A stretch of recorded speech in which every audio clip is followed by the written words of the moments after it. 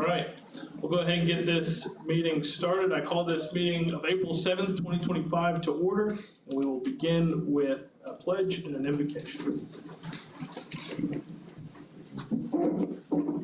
Pledge allegiance to the flag of the United States of America, and to the republic for which it stands, one nation under God, indivisible, with liberty and justice for all. Please bow your heads. Lord Heavenly Father, thank you for another beautiful day in the city that is Lake City. Lord, please give us the wisdom to guide our community forward. Please give health and safety to the children of this community, and peace and safety for all of our first responders and veterans. In your name I pray. Amen.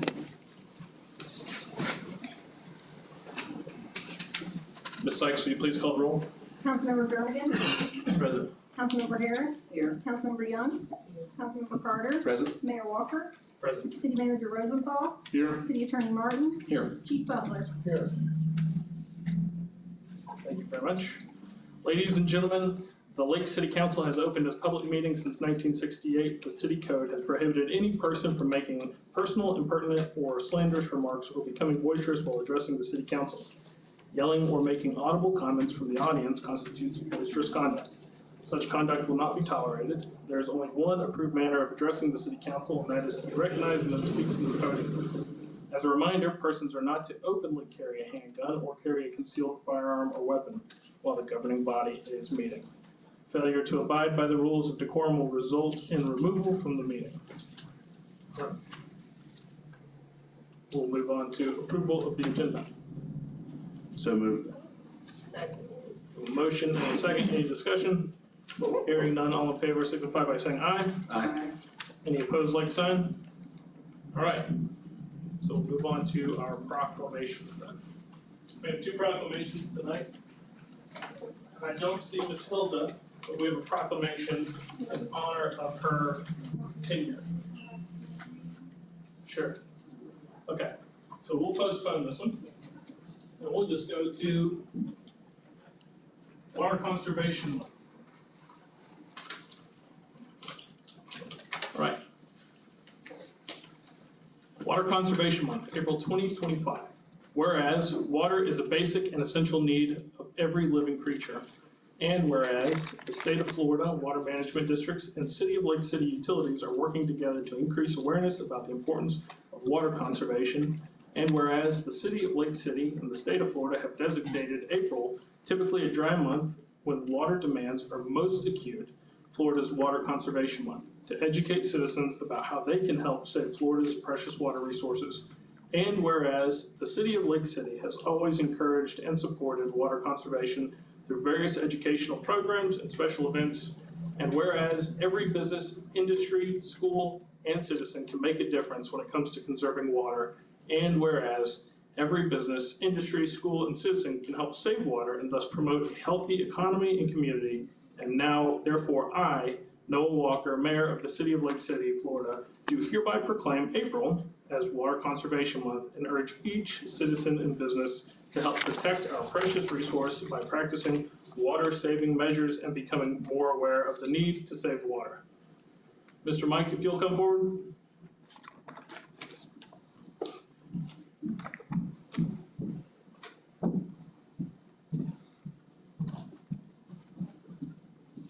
Mike and his team do a wonderful job, just won another award for how good they do. If you'd like to say something. Yes. Good evening. As we're going through this again, another time this year, April is our big push for Water Conservation Month and our big push to do tours of our plant. So if anybody out there, here, in the audience, or anywhere else wants a tour of the plant, I've already got 2 set up for this month. Just contact the water plant, we'll get you set up, we'll give you a tour of the plant, we'll show you how the plant works, how the water's processed, and how we have conservation as our forefront during this month. Well, actually all the year long, but especially during this month. And out in the lobby, I've also got a bunch of water conservation things out there. Anybody can grab one on their way out. Thank you. Thank you, Mr. Mike. All right. Now that we've done the proclamations that we're going to do tonight. We'll reschedule Ms. Hilda Albritton's.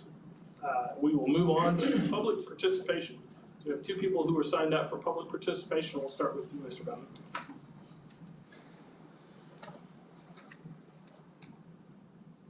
Mr. Mayor, I got some items on the agenda that I signed to speak to, so I just want to make this observation that for y'all to speak into your microphone is important. I will hear it at my young age. You can imagine somebody that's got some issues. So if you don't speak into the mic, then that's the issue. And what I don't want to do, Mayor, is be speaking from the audience unnecessarily if I can't hear. If I hear you, then I don't have anything to say. But if I don't hear you, then I'm gonna have something to say. So please speak into your microphone. The conversation is not among yourself. It's for us to hear. More importantly, for those at home that's watching on YouTube to hear. So my public comment tonight is just speak into the microphone because it's important for those of us sitting out in the audience. I spend my time to come up here, and so I will at least hear what you're saying. And I'll speak to the other hours. Thank you, Mr. Bowden. We also have Mr. Warren signed up.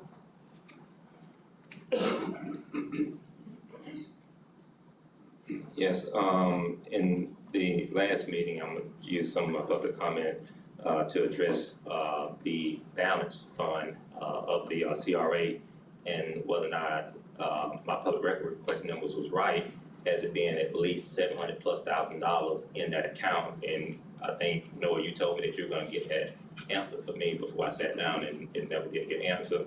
So I'm a little disappointed about that, but still want to know whether or not that's the case. And if that is the case, why is that money just sitting there and it's not being used? But there's several things that we could be using that money to combat throughout the CRA, from facade things and grants all the way to using some of that money to get rid of the blight and some of the dilapidated houses that exist in the CRA.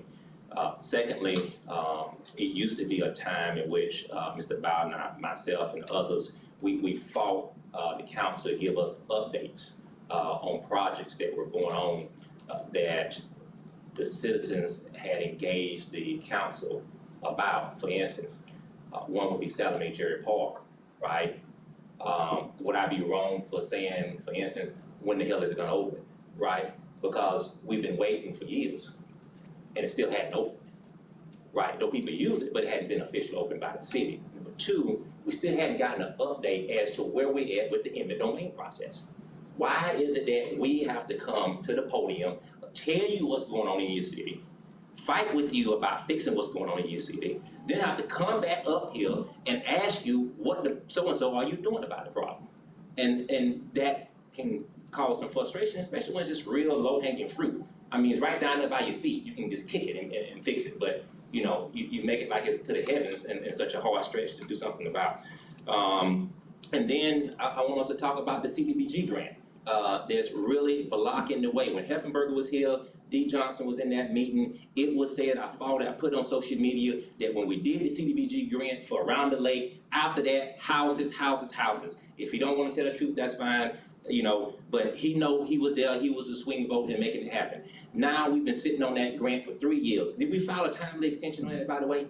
And do you not understand that by not implementing CDBG grants, that you go on a probationary, right? You can end up losing the ability to file for those grants in the future and get overlooked. And so having this grant out there for that amount of time has, on one hand, potentially, seemingly was gonna benefit a minority of people, but it's hurt a majority of people who have traditionally used the CDBG grant money to remodel homes throughout the predominantly Black community and to help elderly people with remodeling their homes, where you see talks, maybe not in your hood, but in mine.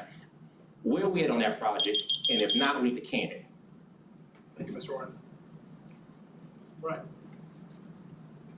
Now we'll move on to, I don't have anybody else signed up for public comment, so we'll move on to the approval of the consent agenda. Mr. Mayor, move to approve the consent agenda. We have a motion, Second. we have a second. Any further discussion? All right, hearing none, Ms. Sykes, will you please call the roll? Mr. Carter? Yay. Ms. Harris? Yes. Ms. Young? Mr. Jordan?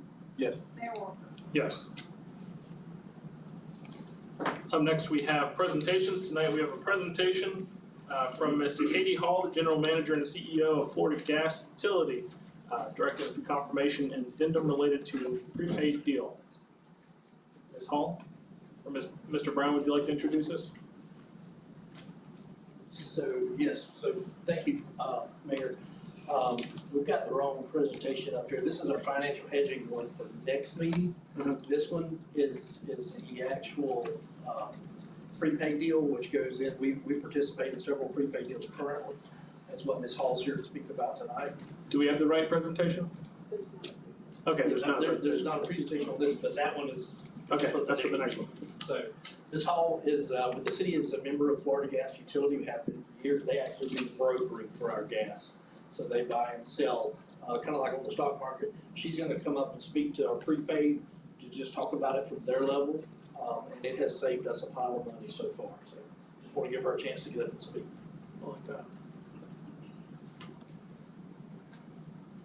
Thank you for having me tonight, and as we just kind of found out, I'll be here probably at your next council meeting as well. So thank you again for having me. I'm Katie Hall. I'm the General Manager and CEO of Florida Gas Utility. We are a municipal nonprofit agency that provides natural gas services to 26 members cities across the state of Florida. 20 of those are local distribution systems, just as yourself, and 6 of them are electric generation, so they use the natural gas for electric generation. We do a variety of natural gas services related to gas supply, capacity management, along with a lot of other services such as sales and marketing, public awareness, project management, regulatory, so on and so on. So we do quite a bit with the city. They've been partners of ours, members of ours for quite some time, so we appreciate the ongoing relationship. Tonight we're going to talk about as Mr. Brown alluded to, another prepaid deal, which you may have heard about that. We are trying to start calling them discounted gas supply deals, since the term prepay tends to make some of our cities a little nervous. There is no prepayment on your part. The prepayment comes from, there's a discount in between taxable and tax exempt financing and the interest rates. When we split the difference basically for entities that want to get access to the tax exempt financing, they pay us in gas for our share of that. So they get a little bit of a discount, we get prepaid gas. That's where the prepay term comes from. So these deals are long-term deals. They are roughly 30-year deals. They do reprice every 5 to 7 years.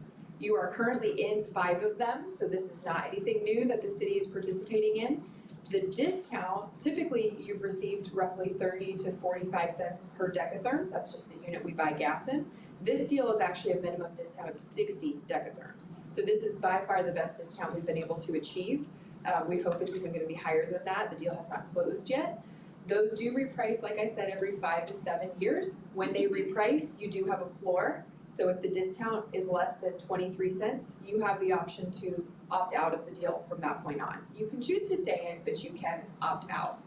Additionally, if at any time you have a permanent loss of load, so if you lose some of your large customers, if natural gas ceases to exist, you can also opt out of the deal at that point with no penalty. So there's really no downside to it. As far as volumes go, our board had given us parameters to go up to approximately 80% of your average daily use in any of these deals, and to diversify that with at least 5 deals. So this would be your last deal that you need to get you up to that 80% mark, and that's approximately 247 decatherms in the winter and 209 decatherms in the summer. So to put this in perspective, like we said, the discounts that you've been receiving, it's right now you receive almost $22,000 a month in discounts. And since we've been doing these discounted gas deals, the city has saved about $630,000. So this is significant savings. And again, there's not really any downside to it. So tonight we're just asking for approval of the next transaction. It's just through a directive through your existing gas services agreement with Florida Gas Utility. So it's a pretty straightforward, it's not a contract, it's just a directive. And then we will wait for the deal to close and let you know when that gas would start flowing. Are there any questions? Are there any questions for Ms. Hall from the dais? All right, thank you very much. Thank you for your time. See you guys soon. So, yeah, so for tonight's purpose, again, that was kind of shown pretty shortly. So for tonight, versus the next one. The next one is where we actually talked about actually coming in and hedging the price of gas, which would be in addition to this. So two back-to-back. Thank you. All right, great. We will have action on that item down agenda, so we will move on to old business. And we will begin with item number 9, discussion and possible action, Lakeshore Hospital Authority / Meridian Behavioral Health Care Land Use Matter, and I will turn it over to you, Mr. Martin. Thank you, Mr. Mayor, council members. I'm not going to read it by title at this time, but you have before you resolution number 2025-058, which is a resolution adopting a resolution of conflict agreement between the city and Lakeshore Hospital Authority. Of course, as everyone is familiar, this particular matter arises from a land use disagreement between the city and the hospital authority concerning the use of the primary hospital facility and the city and the hospital authority, if you recall, on March 12th had a what we call a Chapter 164 conflict resolution meeting. It was between council and executive directors, and then the mayor on our side and the a member of the board on the hospital authority side. Out of that meeting, the conflict was identified, and I think everybody present at that time felt like there was enough commonality in what we're discussing that we would be able to work toward a resolution. On our team, we have Mr. Sid Ansbacher, who's here in the audience with us, and in just a few minutes he's probably going to come up and clean up everything that I'm telling you, but I will proceed to describe the agreement we've got. So keep in mind, Meridian is a mental health services provider. Mental health services providers and their patients are covered under the Americans with Disabilities Act. And as such, if there are things that create an impediment to their ability to deliver those services on the city side through our rules and laws, then we have an obligation to try to reasonably accommodate their use. And in this case, it's a land use that they've proposed. We have the obligation to accommodate that use. And so that is the approach we've taken, is one of accommodating their use under the Americans with Disabilities Act, but we're not required to accommodate matters that may occur there that could be of a threat to the city. And so to address those and mitigate against those particular actions or activities or events, there has been crafted a document that would ultimately have the city authorize their proposed use, but that use would be subject to certain conditions. The conditions are, and I'll run through them really quickly in just a second. Meridian shall provide a 24/7 security team on the property, which shall be integrated as part of the on-site Meridian team. So it's not like there will be a separate vendor providing that doesn't communicate with the in-house providers at Meridian. They'll be integrated into the team and be able to assist Meridian staff and respond to situations in the units. The purpose in that is to try to alleviate any burden or undue burden on the city's police department to respond to the hospital facility as backup to medical personnel. Our law enforcement, of course, will respond when called, but the intent should be that they respond to criminal acts and criminal activity, not to be there in support of medical personnel delivering mental health services. That ties into the second item in the agreement. Meridian and the police department shall work collaboratively to promote the efficient use of law enforcement personnel and minimize situations requiring law enforcement presence on the property. And then there are some specific requirements. One is that they install a sally port or sally ports to secure the transfer of patients from vehicles into the medical facility. Install fencing consistent with state guidelines. They shall use their best efforts to provide for coordinated discharge. So If someone, because keep in mind, this is going to be a regional facility, the patients will not just be from Columbia County, but could be from one or two counties away.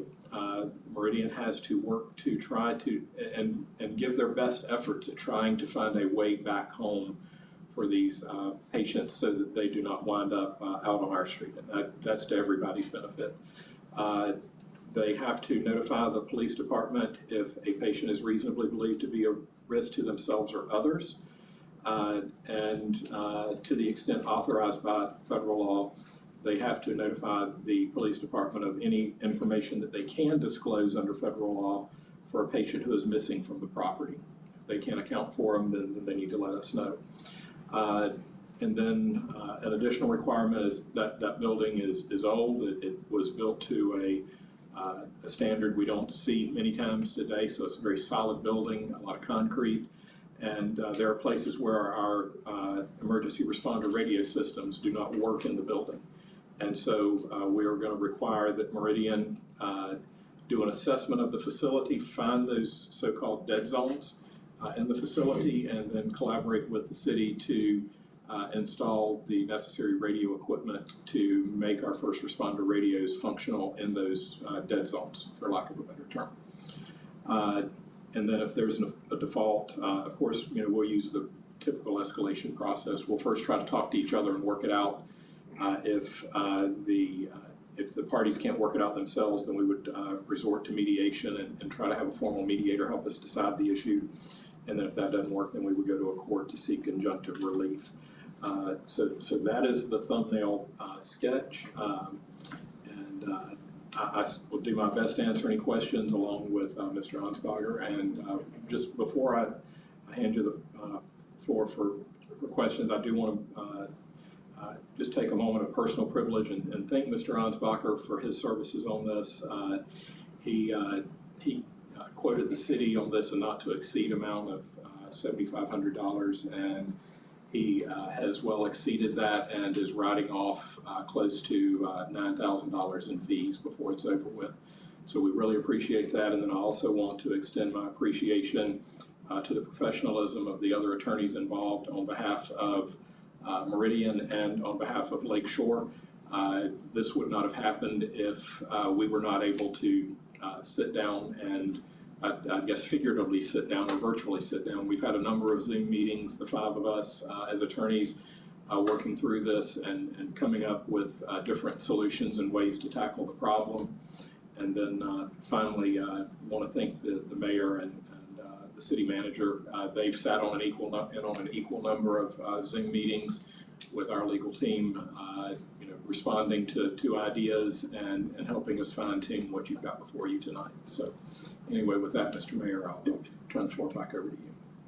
Chief, did you mention the chief? The chief and the chief was on those calls. Thank you. Yes, I'm looking in this direction and he's back there. So yes, I can't thank Chief Butler enough. He was an active participant and quite honestly, the conditions that you see in this document are largely a product of Chief Butler's concerns for the community and for his officers, and he's the one that really sharpened his pencil and came up with the conditions we need to make this facility as palatable to the community as we can make it if it's going to be here. Thank you, Mr. Mayor, for pointing that out. I apologize. Mr. Ansbacher, do you have anything to add?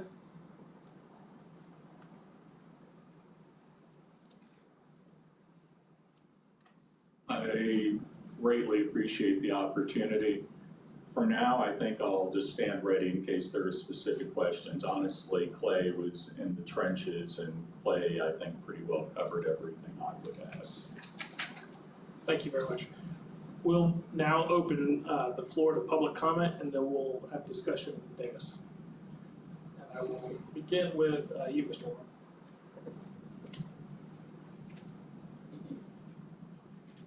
First thing I want to say, Noah, is that I'm very disappointed in this board. Nothing about the language in which y'all have crafted is no different from what was coming from over at the Lakeshore Authority Board. I was there throughout the whole process, and I think you came in on the tail end after you kind of just got an offer, was not having any challenges. You came in on the tail end of the project. Mr. Rosenstock came in and tried to want some of the Hospital Authority building, which had already gone through the RFP, and then y'all kind of got in y'all feelings, and then y'all came with this Title II rule as far as land development, and Meridian had already been set in place, right? You can call Don Kenny, we had already worked out a deal prior to all y'all players coming involved, right? And it's identical to what y'all weigh $7,500 to do. That's the first thing. And two, Mayor, if I was sitting in your seat, I would fire Clay. And let me tell you why, right? Because in this Meridian deal, it was unnecessary, bad advice, bad play. And for him to sit here and talk about people as if they're unhuman and them and these people in the police department, these aren't criminals. My mother suffers from a lack of mental stability. She goes out to Meridian. There's a lot of, these people are human beings. And until you all learn how to talk about people and refer to people, don't look at me crazy, because I found it very disrespectful, almost to a point. Mr. Warren. Yeah, almost to Keep a on point. track. Yeah, that's my mama. Let's keep on track. Yeah.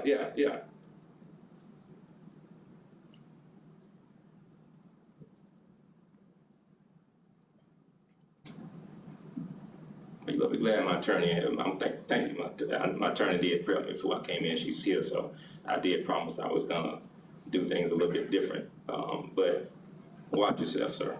Long story short is that Meridian should have never been opposed.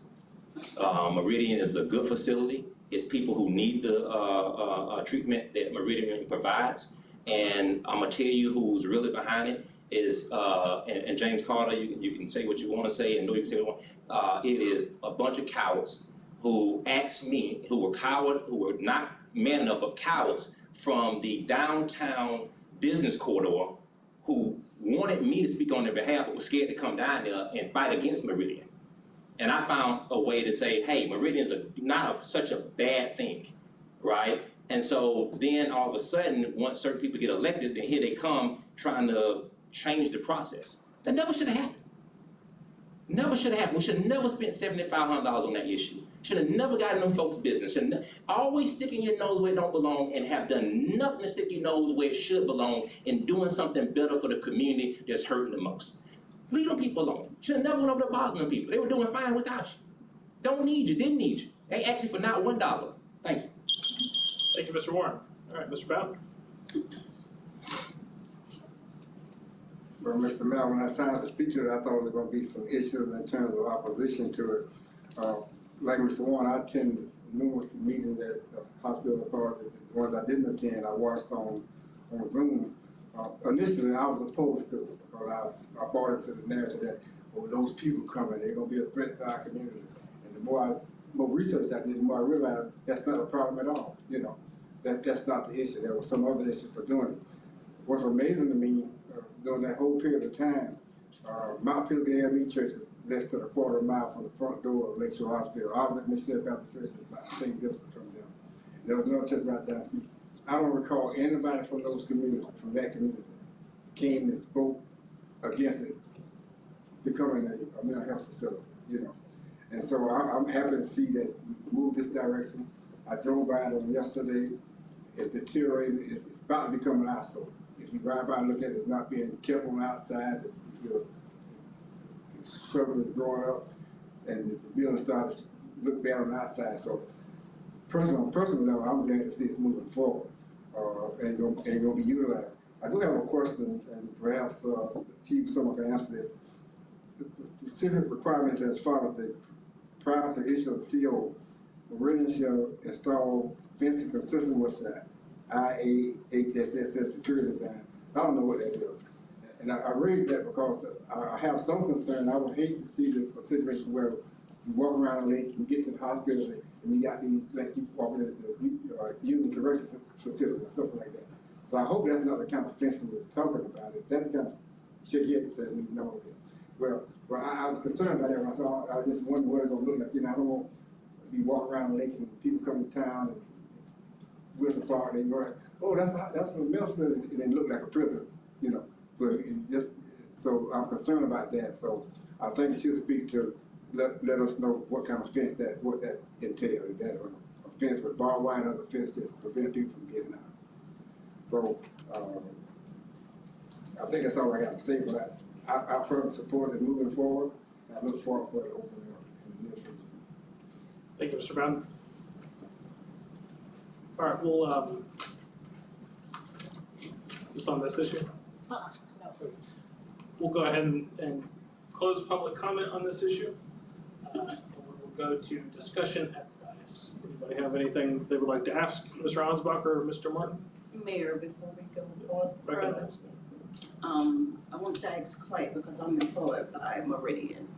Would that in any way hinder my employment as far as making decisions on it? If so, I would like to go ahead and recruit myself. Okay, so to answer that question, you are an employee of Meridian. Meridian would benefit financially from the actions taken tonight, potentially if this is voted in favor of, the council votes in favor of it. So on that basis, because your employer would benefit from this, it would be proper for you to abstain from voting. And I've spoken with the city clerk in anticipation that this could be an issue, and she has the forms available for you to fill out and keep a record with the minutes documenting the fact that you did abstain from voting in the matter due to a conflict. Thank you. Thank you. Any other questions for Mr. Martin, Mr. Ansbacher? I would just say, Mr. Mayor, that I support our ability to, or rather finally, with the ADA compliance, our ability to allow it to go forth, but I really strongly support the list of stipulations. I think everything there is in support of public safety. Kind of hard to argue with. Thanks, guys. Yes, sir. I would like to mirror those comments. The fact that through these series of meetings, all the stipulations that are here in front of us were put in place that were not already there. I believe that we really have two choices in action, right? And that we can accept the agreement that we put to Lakeshore Hospital Authority, which would satisfy our conflict resolution with them, avoiding a lengthy, drawn-out lawsuit between two public entities, or we can, the one, if we accepted what we put together and sent to them, or would send to them, would give us recourse in the event that the facility became a nuisance or had a significant amount of issues or drain to our public safety system, whereas the other would be more of a reliance on the judicial system and really a roll of the dice on the outcome of that lawsuit. Is that correct? That is correct. The one caveat I would issue is tonight the council is accepting this for it to be implemented. Of course, the hospital authority would also have to adopt it to have this be our course rather than the other courses of action or outcomes that you named. But this would satisfy our end of the conflict resolution that they put to us, correct? We will have done the best that we are able to do. If they do not approve it on their end, then of course we don't have a resolution to the conflict.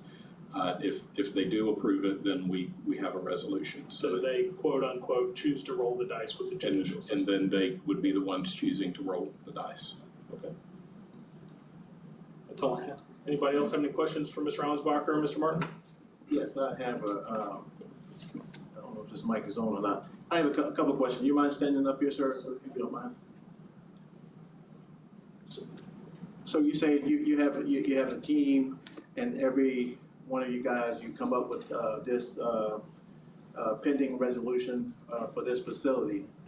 And I'm just wondering why we even got to this point where we had to get this approved, rather than to, when we first started talking about this, we could have, we wouldn't have to go through what we're going through right now had we approved this, let's say a year ago. So I'm just wondering, I'm anticipating all the laws from the chief and and these other people, with this land use, that, we, as, you know, as citizens of this community, we had already had it, pretty much approved, and then we had to go back, and now we back here again. We keep going back and forth. So what is the, now we got a resolution, I guess. So are we gonna go back to this again? You have to go back to the dice, or go back to the drawing board to do all this stuff again. I don't see where that's necessary. Maybe I'm all over the place. No, You don't no, understand. I follow. Okay. So before late February, I came over to this area principally to see my grandmother's grave over by White Springs, represent Milton's Country Store, and various other things. Starting in late February, I was contacted to represent the city in the 164 process. The point being, I don't know what happened before Mr. Arline filed his petition several months ago. What I can tell you where we are now is, as Mr. Martin said, we have worked very hard to try to find what we believe to be the best resolution with conditions that protect the public, that give a right or confirm a right under the ADA for Meridian. But as Mr. Martin said, I want to point out that all we can do tonight is approve what was negotiated. I've done 75–80% of the drafting of this. So I have passed this on repeatedly to council, both for the authority, Todd and Terrell, and David Evans for Meridian many, many times. And we were revising this as late as this afternoon. But as you all know, until your board and city council, the board for the authority, and the board for Meridian, all three approve, we do not have final resolution.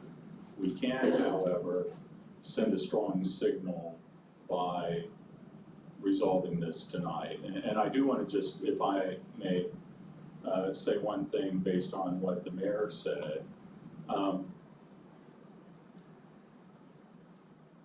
The claim of the authority is that the hospital is a non-conforming grandfather use. It doesn't comply with current code, but it complied with code at the time.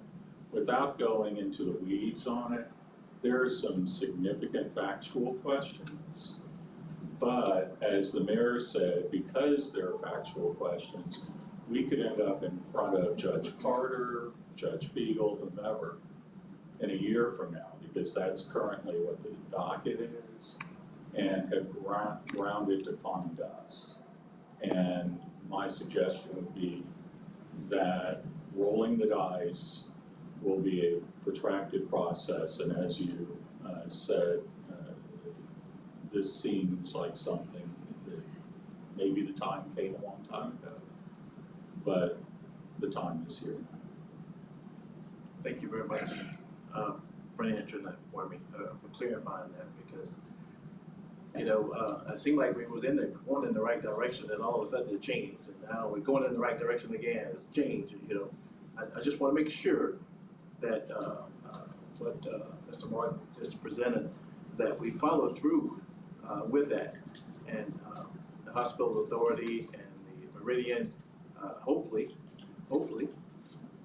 that they consider what we got to offer. So thank you for your effort. Okay. Thank you, sir. Thank you, Mr. Rosbacher. Any other questions from Mr. Rosbacher? Comments? All right. We do have a resolution in front of us. Anybody would like to make a motion to consider? Mr. Mayor, I'd like to move on making that, considering that resolution. Apologies, Mr. Jernigan. I'm gonna have Mr. Martin read it first. Could you read that resolution by title, Mr. Martin? Certainly, Mr. Mayor. Council members, you have before you resolution number 2025-058, resolution of the City of Lake City, Florida, approving that certain resolution of Chapter 164 conflict resolution between Lakeshore Hospital Authority and the City of Lake City, Florida, making certain findings of fact in support of the city approving said agreement, directing the city manager to execute and bind the city to said agreement, repealing all prior resolutions in conflict, and providing an effective date. Thank you, Mr. Martin. Yes, sir. Yes, I'd like to, approve, that resolution that Mr. Martin, just read to us. Second.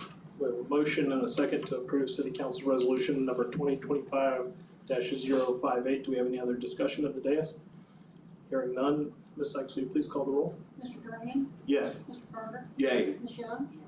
I have, Ms. Harris as abstaining and Mayor Walker. Yes.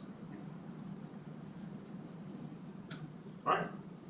We will move on to new business ordinances, and we will begin with City Council Ordinance number 2025-2302. Mr. Martin, will you read that by title, please? Thank you, Mr. Mayor. Council members, you have before you on first reading ordinance number 2025-2302, an ordinance of the City of Lake City, Florida, amending the code of the City of Lake City, Florida, Chapter 70, Article 4, Police Officers Pension Plan and Trust Fund, amending Section 70-96.1 to provide for payment of supplemental benefits to those receiving service incurred disability benefits and the continuation of supplemental benefits to joint annuitants prospectively, providing for severability, providing for conflicts, providing for codification, and providing for an effective date. Should the council wish to adopt this ordinance on first reading and forward it for second reading, an appropriate motion would be to approve ordinance number 2025-2302 as read by title only. Thank you, Mr. Martin. We'll go ahead and open up public comment for this. Mr. Warren, you're the only person I have signed up for this, if you'd like to speak on the pension plan. No, y'all, Mr. Police, y'all probably ain't gonna listen to me, I'm good. Thank you, Mr. Warren. All right, I don't have anybody else signed up for this item, so council comment? Okay, would anybody like to make a motion to consider council ordinance number 2025-2302? Mr. Mayor, I'd like to, make a motion on City Council Ordinance number 2025-2302 on first reading. Second. We have a motion and a second. Thank you. Any further discussion? Hearing none, Ms. Sykes, will you please call the roll? Mr. Jernigan? Yes. Ms. Harris? Yes. Ms. Young? Mr. Carter? Yay. Mayor Walker. Yay. Moving on to number 11. City Council Ordinance number 2025-2304. Mr. Martin, can you read that by title, please? Thank you, Mr. Mayor. Council members, you have before you ordinance number 2025-2304, an ordinance pertaining to land development regulation fees within the City of Lake City, repealing existing land use regulation fees established by Resolution 2019-099, establishing updated fees for land development regulation processing and review, establishing provisions regarding payment of said fees, establishing exceptions thereto for financial hardship, repealing all resolutions and ordinances in conflict, making findings of fact in support thereof, providing for severability, and providing an effective date. It appears we have some information from Mr. Thomas, so we'll do that before public comment. Thank you, Mr. Mayor. So basically, the planning fees have not been changed since 2019. Current fees don't adequately cover the actual cost of processing land use applications. They're significantly lower in most instances. And as a general rule, staff believes that the applicant or the development community should pay for the cost of that processing. It shouldn't be a cost that's borne by the taxpayers. Of course, exceptions can be made based on the council's policy initiatives, such as incentivizing economic development or redevelopment of blighted areas and trying to incentivize affordable housing.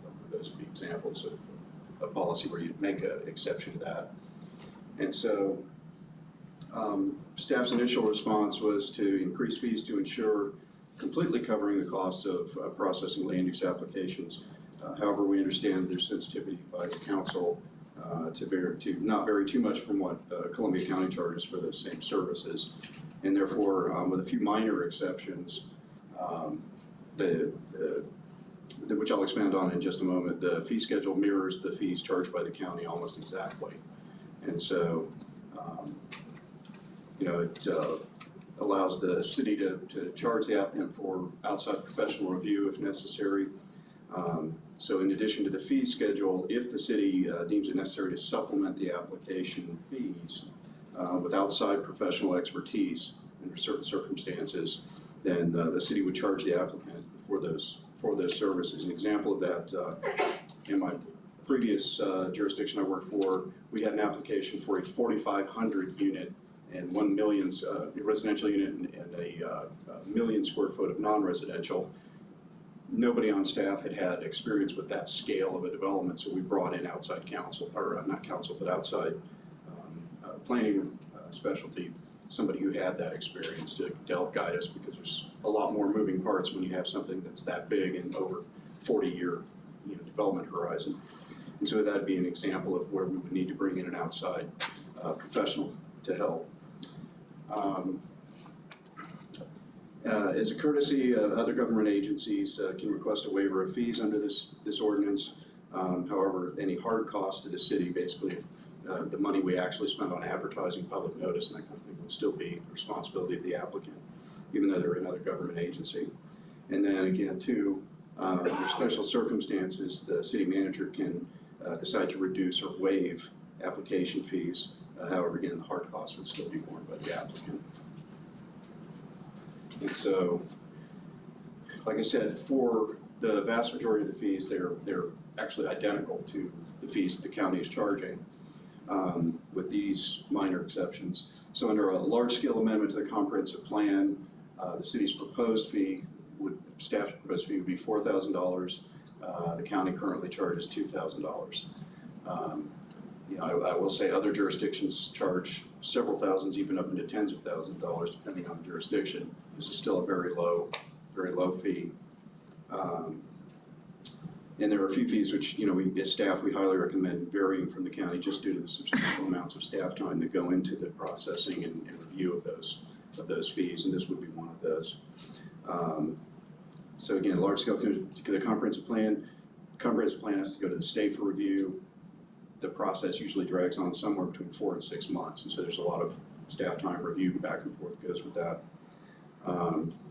Large scale rezoning, very similar in the same concept. There's a lot more staff time involved in a large scale. The amount of time that goes on. Other fees, land development regulation, text amendments, we're pretty close on that, 2,000 versus 1,200. And then the only other two that have any real difference is major subdivision development, planned residential development. And we're sort of in the ballpark there. We vary a little bit. The county does it by the number of units that are being proposed. They have a sliding scale up and down. We're just proposing, for simplicity's sake, we kind of shoot in the middle, and we would go for 3,000 for all of them, rather than, because the amount of units doesn't really change a whole lot, the amount of staff time that goes into the processing. And the planned residential development, similar kind of concept. They base it on how many units, and we would just propose to make, for simplicity's sake, one fee of $3,000. And just a little bit of a difference. The asterisk there is to identify that the county doesn't really have a planned residential development. They have planned rural development. So there's a differentiator there as well, because the city's going to be evaluating things like utilities in the application for a PRD, as opposed to the county may not. They may be on well and septic, and so it's less of an application. So the requested action would be for the council to approve ordinance 2025-2304, establishing the fee schedule. We would like to have an effective date 61 days after adoption, so it gives us time to reach out to the development community and notify them the fees will be changing. With that. Questions? Thank you, Mr. Thomas. I would hang around because I would think that you're probably going to field some questions from the dais after public comment. All right, now we will open it up for public comment. We will start with Mr. Warren.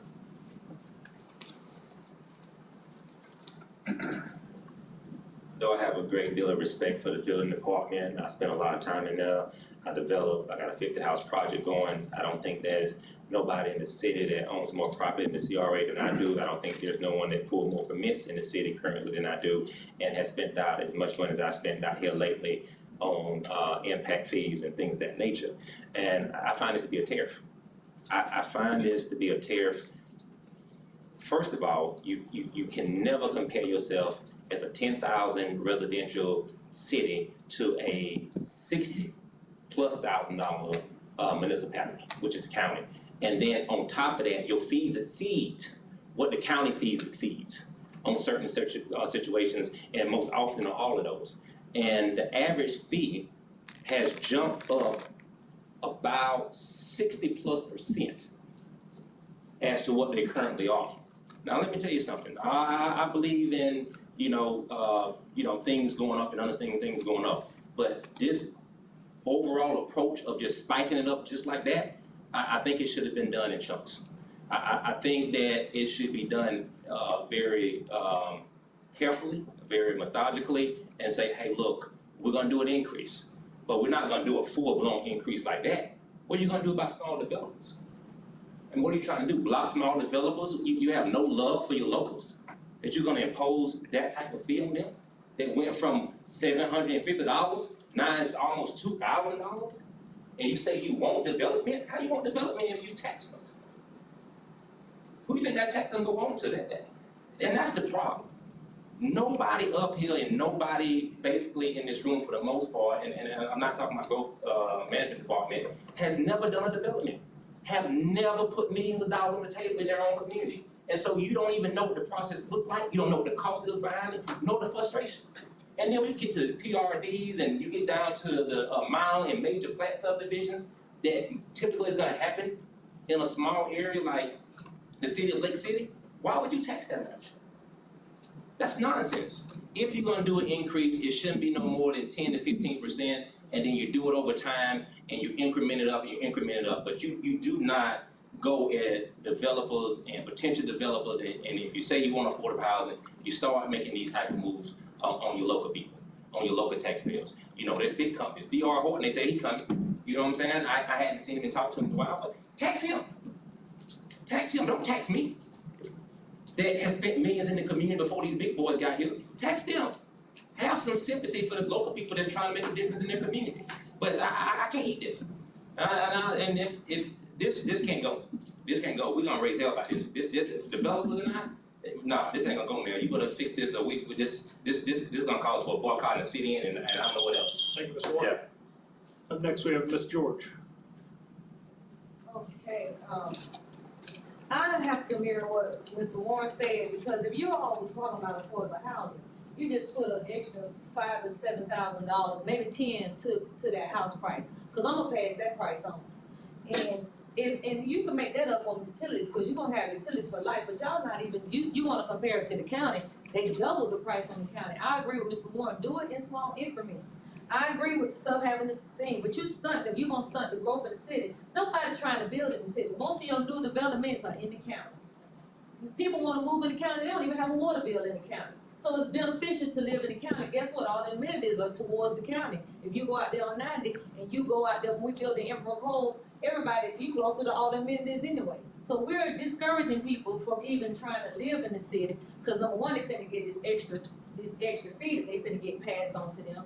And if you want affordable housing, you're not making it affordable because you added on. We already have increase in building materials and stuff like this, but this right here, this is just added. And then when you say you're gonna have blighted areas in affordable housing, are you gonna designate which areas are blight? Because guess what? I can say this whole area that I see is blighted.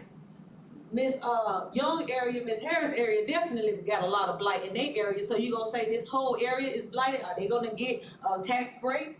You want affordable housing over here in these areas? Are you gonna do the tax break? Are you gonna? How can you do that? How can you do it without discretion? You want to add a fee?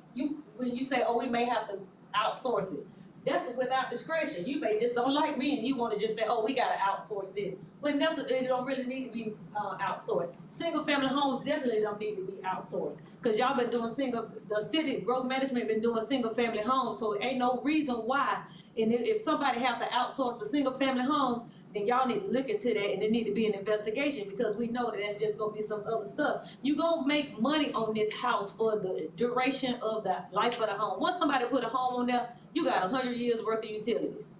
So you can increase this a little bit at a time, but to say we doing a small increase from 2,000 to 4,000, 4,000 compared to the county with 1,250, that like you're saying, that's over 60%. That's over a 60% increase.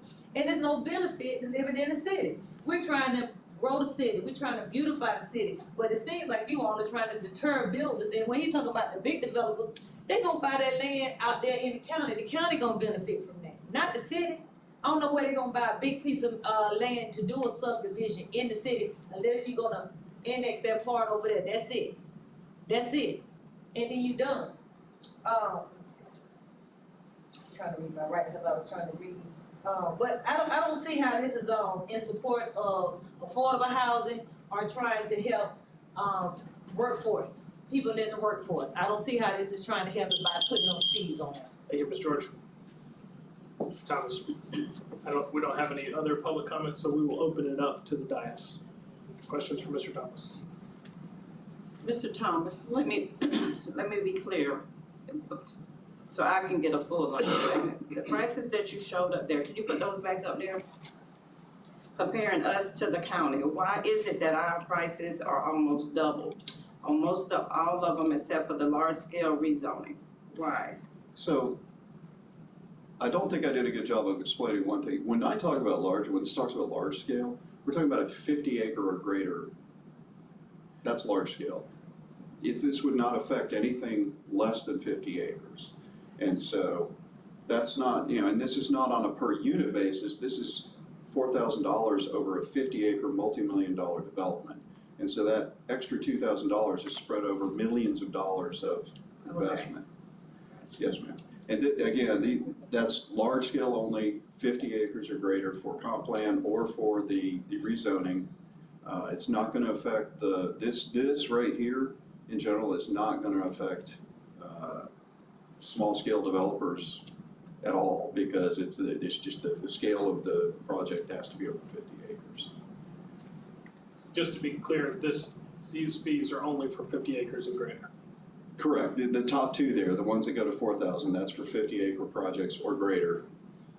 Nothing, not anything smaller than that. And size of the jurisdiction, much smaller jurisdictions I'm familiar with charge substantially more than this.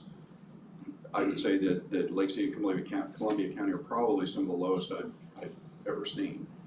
And so now perhaps the county has made a conscious decision that they want to subsidize development. I don't know. But this gets us much closer to actually covering the cost of staff time and the review time than we're at right now. Right now, in all candor, you never are going to raise enough fees to actually cover the cost of, say, the planning department, planning staff. No community does that. It's not like the building department where you've got a series of permit fees that are being inspected along the way, and you can actually reach a point where the department pays for itself and has a slight reserve. Planning departments and that kind of thing never pay for themselves. The fees you would have to charge to do that would be astronomical, and nobody's suggesting we ever approach that. Where in the city can you get 50 acres? Where you're saying on a large scale, where in this city? I know in District 12, we don't have, I can't recall 50 acres nowhere. Yes, ma'am. Generally, it's going to be through annexation. It's going to be through future annexation. There are probably a few pockets right now that would qualify for that, especially up in the north. But in general, it would actually be an annexation action that brought in some larger tracts that could be a larger scale development. How are the fees decided? The initial fee schedule was developed by our former director, Mr. Young, and for the most part, like I said, they are exactly the same. All the rest of the fees are exactly the same dollar amount as those in the county. So And if it was you're just a telling match. me I have if I have a piece of property in Lake City and say it's 10 acres and I wanna put some houses on there, these fees would not apply to me?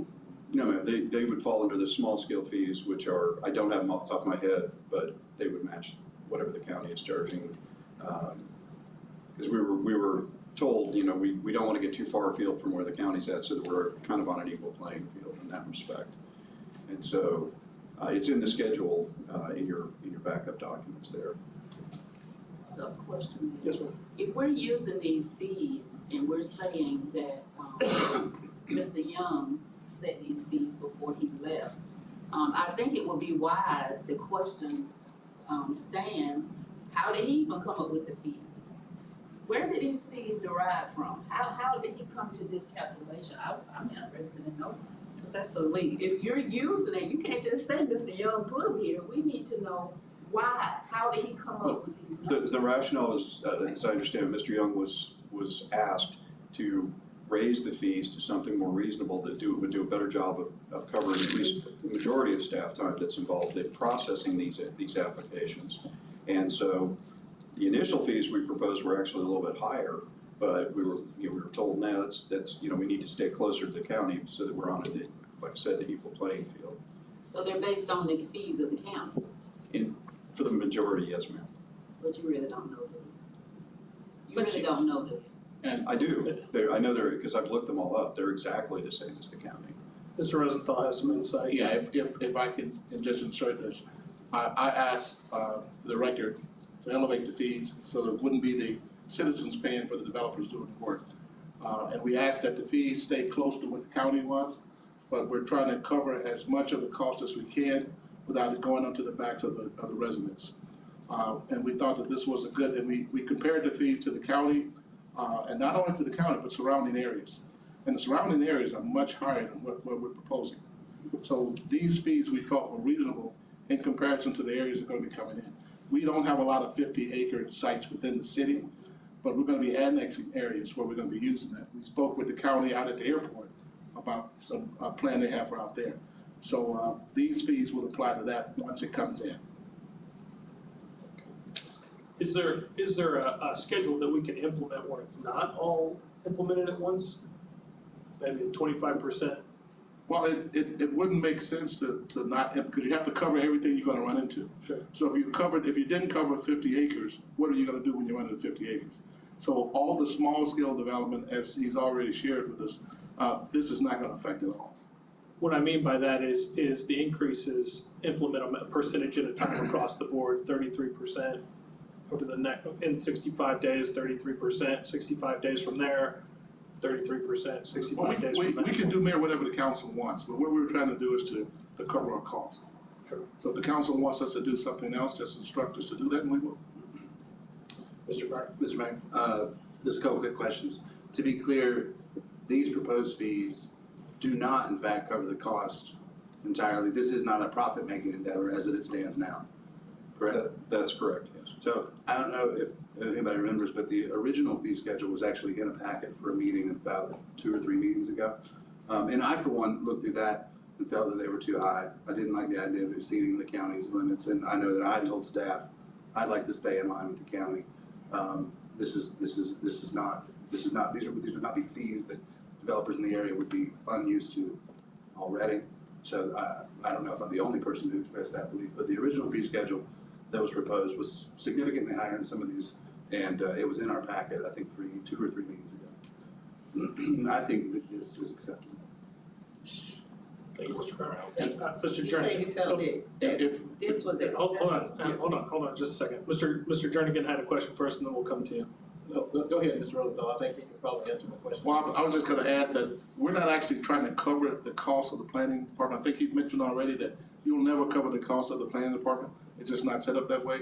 When we come back with the building department has a much better chance of covering its costs, and it covers its costs in most places all over the state. And it covers it without having to have exorbitant fees. So we have to keep our fees reasonable with the planning department, because we really don't expect to cover the actual planning department costs. But we did want to compare them with the surrounding areas and with the county. Do you have another question, Mr. Jervis? Yes, I think he answered the question, and I'm in agreement with this ordinance as well. However, you know, when you put things up here like that, it kind of like misleads the public. So my thing is, surrounding areas, fine. You know, comparing, you're doing apples to oranges. The county is very, very huge, they can sustain this, but when you talk about city, they cannot. And my question is this like a one-time fee, or is this like every year? Or is this a one-time fee for the developer, right? Yes, sir, it's a single time fee at the time where they rezone or at the time where they change the land use on the property. And there's multiple steps along the way where you go from conceptualizing your project all the way to actually building your project. So there's some other fees along the way, site plan review, that kind of thing. But it's a one-time upfront fee to process the comprehensive plan change. Usually, if you've got a piece of raw land, you're going to have to change the underlying land use to something more appropriate, either commercial or residential, from say agriculture if it was a large tract that annexed into the city. And then you're also going to have to change the rezoning to an appropriate rezoning category. And so that would be a one-time upfront charge. And I mean, all communities are different, but I can report, years ago I did just an anecdotal study with developers in the area I was working, and I asked them, these were developers that were doing multi-million-dollar projects, fairly large scale, and I said, you know, here's our fees and here's what we're talking about. Is a few $1,000s going to make the difference? And to one of them, they said on a multi-million-dollar project, that doesn't even touch my balance sheet. I don't even see that on my balance sheet.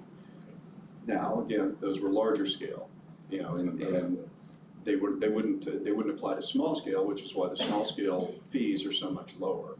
It's because it's less of a burden on the small scale developers. But again, the underlying concept that staff was working with is to try to charge enough that taxpayers are not subsidizing development, basically. Any further questions for Mr. Thomas? Okay. Would anybody like to make a motion to consider item number 11, City Council Ordinance number 2025-2304 to adopt City Council Ordinance just read on first reading? Mr. Mayor, move to approve Council Ordinance 2025-2304. Second. We have a motion and a second. Any further discussion on the dais? Hearing none, Ms. Sykes, will you please call the roll? Mr. Carter? Yay. Mr. Jernigan? Yes. Ms. Young? I'm kind of still in question, really. Am I? We're voting now.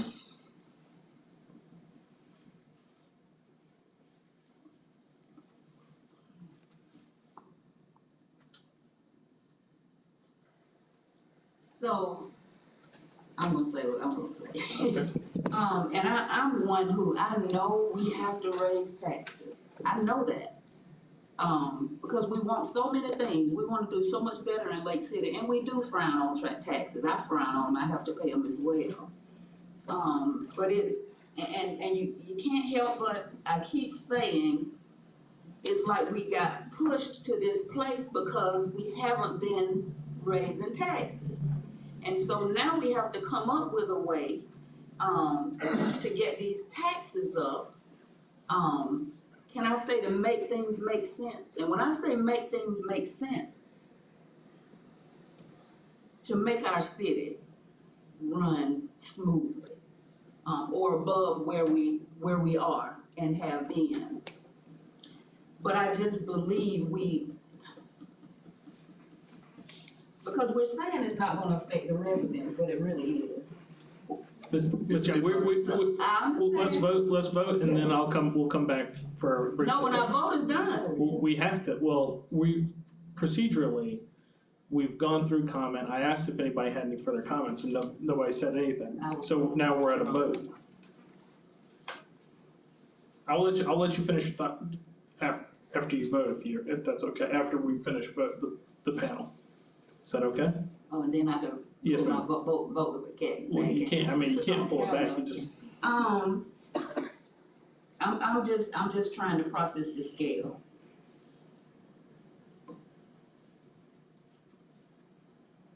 Because I see where it's not just the greater, that's gonna get hit here. yes, please. Now, this is for first reading. It does have to come back for a second reading before it's enacted final, if that helps you tonight. Okay, well, I'm gonna vote no, but it could possibly change. Thank you, Ms. Young. I will come back after. Ms. Harris? No. Mayor Walker? Yes. All right, would you like to finish your thought? Oh, I'm good. Okay. Okay. We'll move on to item number 12 then. We're actually gonna take a 5-minute recess. Yes.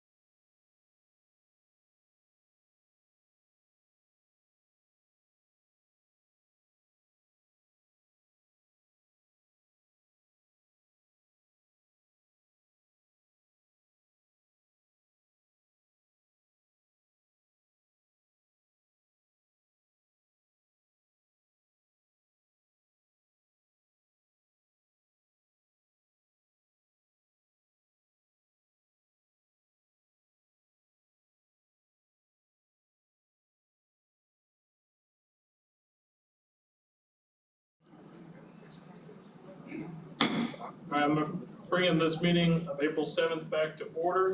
We are now on item number 12, City Council Resolution number 2025-006. Mr. Martin, will you read that by title, please? Thank you, Mr. Mayor. Before you, council members, you have a resolution number 2025-006. Resolution of the City of Lake City, Florida, approving that certain agreement between the city and the State of Florida Department of Environmental Protection for Petroleum Cleanup Participation Program funding, making certain findings of fact in support of the city approving said agreement, recognizing the authority of the mayor to execute and bind the city to said agreement, directing the mayor to execute and bind the city to said agreement, repealing all prior resolutions in conflict and providing an effective date. Should the council wish to adopt the attached agreement and participate in the Petroleum Cleanup Participation Program, which would mean the city receiving grant funds of up to $500,000. An appropriate motion would be to approve resolution number 2025-006 as read by title only. Thank you, Mr. Martin. Mr. Warren, you're the only person who have signed up to speak to the petroleum program. Thank you, Roland. I come up there when I saw That's it. good, thank you. All right, do we have any comments by council? Questions? Anybody like to make a motion to consider moving forward with this? Mr. Mayor, move to approve City Council Resolution 2025-006. Second. We have a motion and a second. Do we have any further discussion? Hearing none, Ms. Sykes, will you please call the roll? Mr. Carter? Yay. Ms. Harris? Yes. Ms. Young? Yes. Mr. Jernigan? Yes. Mayor Walker? Yes. All right. Moving on to item number 13, City Council Resolution number 2025-039. Mr. Martin, will you please read this by title?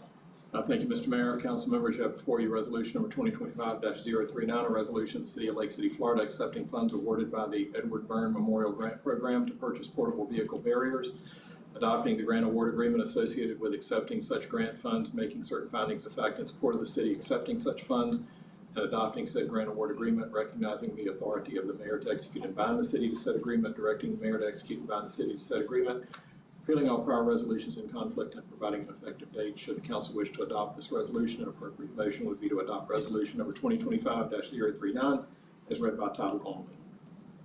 I'm going to open up public comment. Mr. Warren, you're the only one signed up to speak to the Memorial Grant Program. Okay. We will close public comment and move on to comments, questions from the dais. Mr. Mayor, I think it's always nice when we're awarded a grant. I just wonder if the chief would like to tell us a little bit about what we're to use this grant for.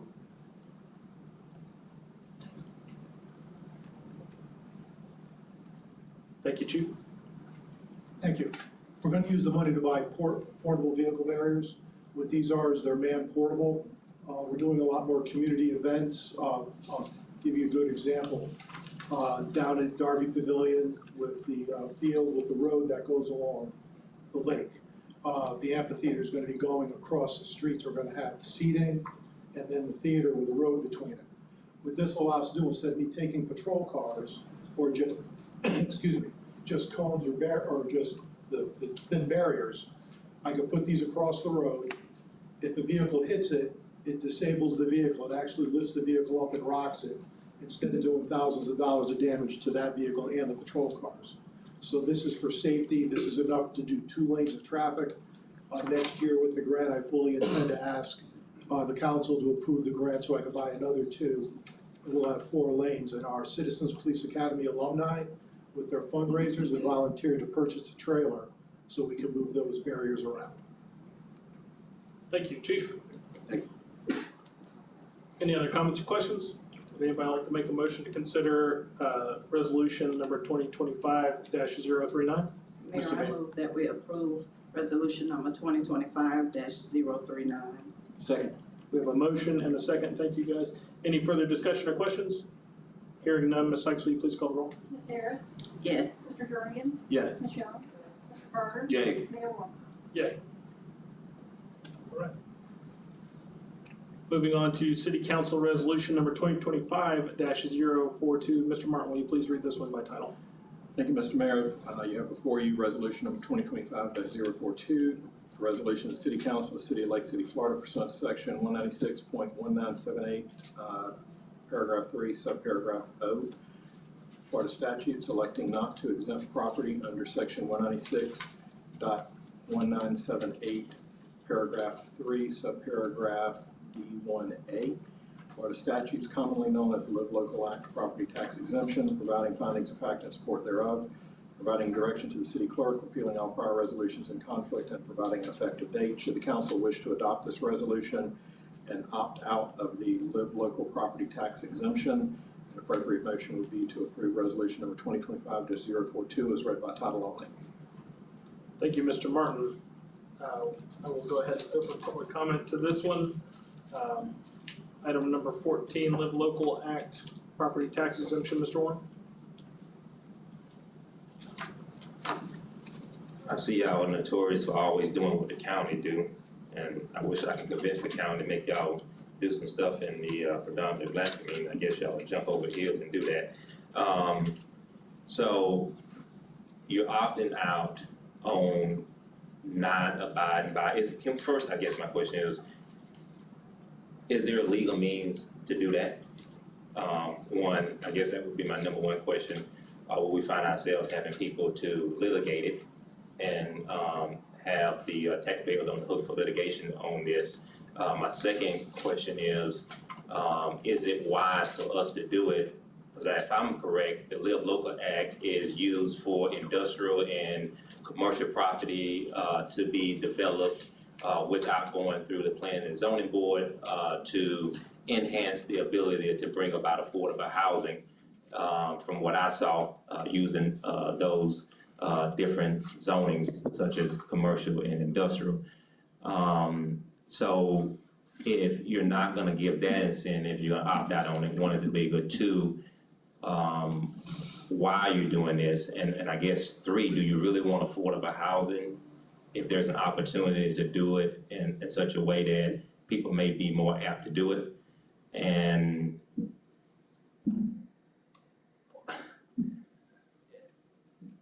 I mean, you guys government came up with it, but I don't know, like, so. Why are we at this junction? What got us here? Why are we at this junction? What is awfully wrong with the, cause churches get, I mean, they buy up a whole lot of property and they get tax exempt. And they're not serving any purposes. They're just holding land, holding houses and everything else. But then here comes somebody that wants to do something, use their property in a meaningful way to bring about housing in certain zones that other people wouldn't properly use. And you're saying they shouldn't benefit from that and there shouldn't be a tax break, but the city doesn't currently offer any incentives to developers for affordable housing. We have no affordable housing programs, no affordable housing grants, no affordable housing loaning programs, lending programs. I don't know. Have y'all thought about it? Have y'all discussed it with the legal team? Or y'all just, whatever the county does, that's just what we do as a city? And that's kind of my thoughts about it. And, you know, I just don't understand how some of these things get on the agenda that's less important for the community, and things that are very important for the community don't find their way on the agenda. And it's amazing how y'all can make a motion so fastly for things that don't matter as much. Thank you, Ms. Warren. Ms. Erica Winsberg. Hello. Hi, I wasn't planning on saying anything tonight, but I've just been looking into the Live Local Act, and it's been very interesting. So I'm extremely green and don't know much about anything. But I would also like to know the reasons behind all of these. And I personally have it in my heart that it'd be amazing to have more affordable housing here around Lake City. So tax exempt sounds amazing for affordable housing. So I'm sure I'll understand more once you'll comment on it, but that's my comments for. Thank you. Ms. Winsberg. Mr. Martin, would you like to speak to the legality? Mr. Mayor, so as to the legality, the only thing that is being opted out of as to the Live Local Act is the tax exemption that is available. The opt-out is only available to counties where under the Schimberg Center for Housing Studies, I believe is located at the University of Florida, and based on their data, the opt-out of the exemption is available to a community when their report finds a surplus of affordable and available units in not in the county, but in the MSA that the county exists in.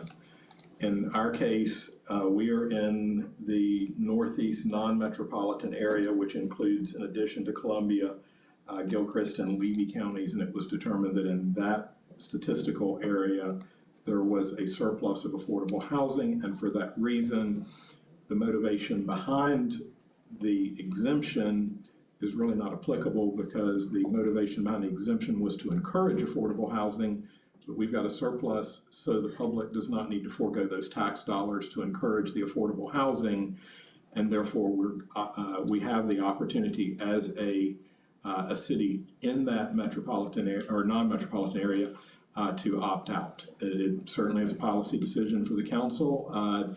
If projects came along that would otherwise meet the definition in statute, and you wanted those projects to, for the life of the project, be exempt from taxation under the statute, then you certainly don't have to adopt this. Thank you, Mr. Martin. Mr. Mayor, if I may, I support opting out of this. I think when I speak to folks, the first thing I say when I think there's a major issue here is affordable housing. I also think that sometimes, not necessarily nefariously, but it's easy to lump things into, the reason for this is pick important thing that is necessary. Everyone knows the state is struggling with affordable housing. As a matter of fact, the entire country is. So the impetus for this bill may have merit, but the total consequences of this would be a serious loss of control for our citizens and our government of our zoning and commercial and industrial spaces. And I think the results of this could very potentially be developers who don't have our area's best intentions at heart running roughshod over our zoning and over our codes. They exist for a reason, and I think there's a reason that this effectively allows certain developers to find certain parcels of land and move forward without any local government oversight. Those things exist for a reason. And I think it's definitely the right decision for us to opt out of that. We are on the verge of and trying to develop plans to grow the city in very specific and strategic ways. And this would take a lot of our ability to do that, or ability to govern those decisions away. And I don't think it's worth the proposed tax benefit. Yes, sir, Mr. Dre. I'd like for Mr. Rosenthal to explain this a little bit more in detail, if you don't mind. Well, yeah, some of the key downsides to the local act, Senate Bill 102, will be a partial loss of local control. We've already talked a little bit about that. Also concerns about overdevelopment, because if I don't have to answer to anybody for the development, I can develop wherever I want.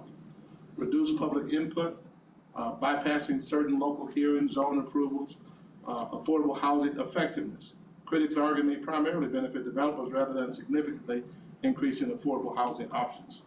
And also lasting environmental concerns. Increasing building density may cause such issues as flooding and loss of green space and environmental degradation.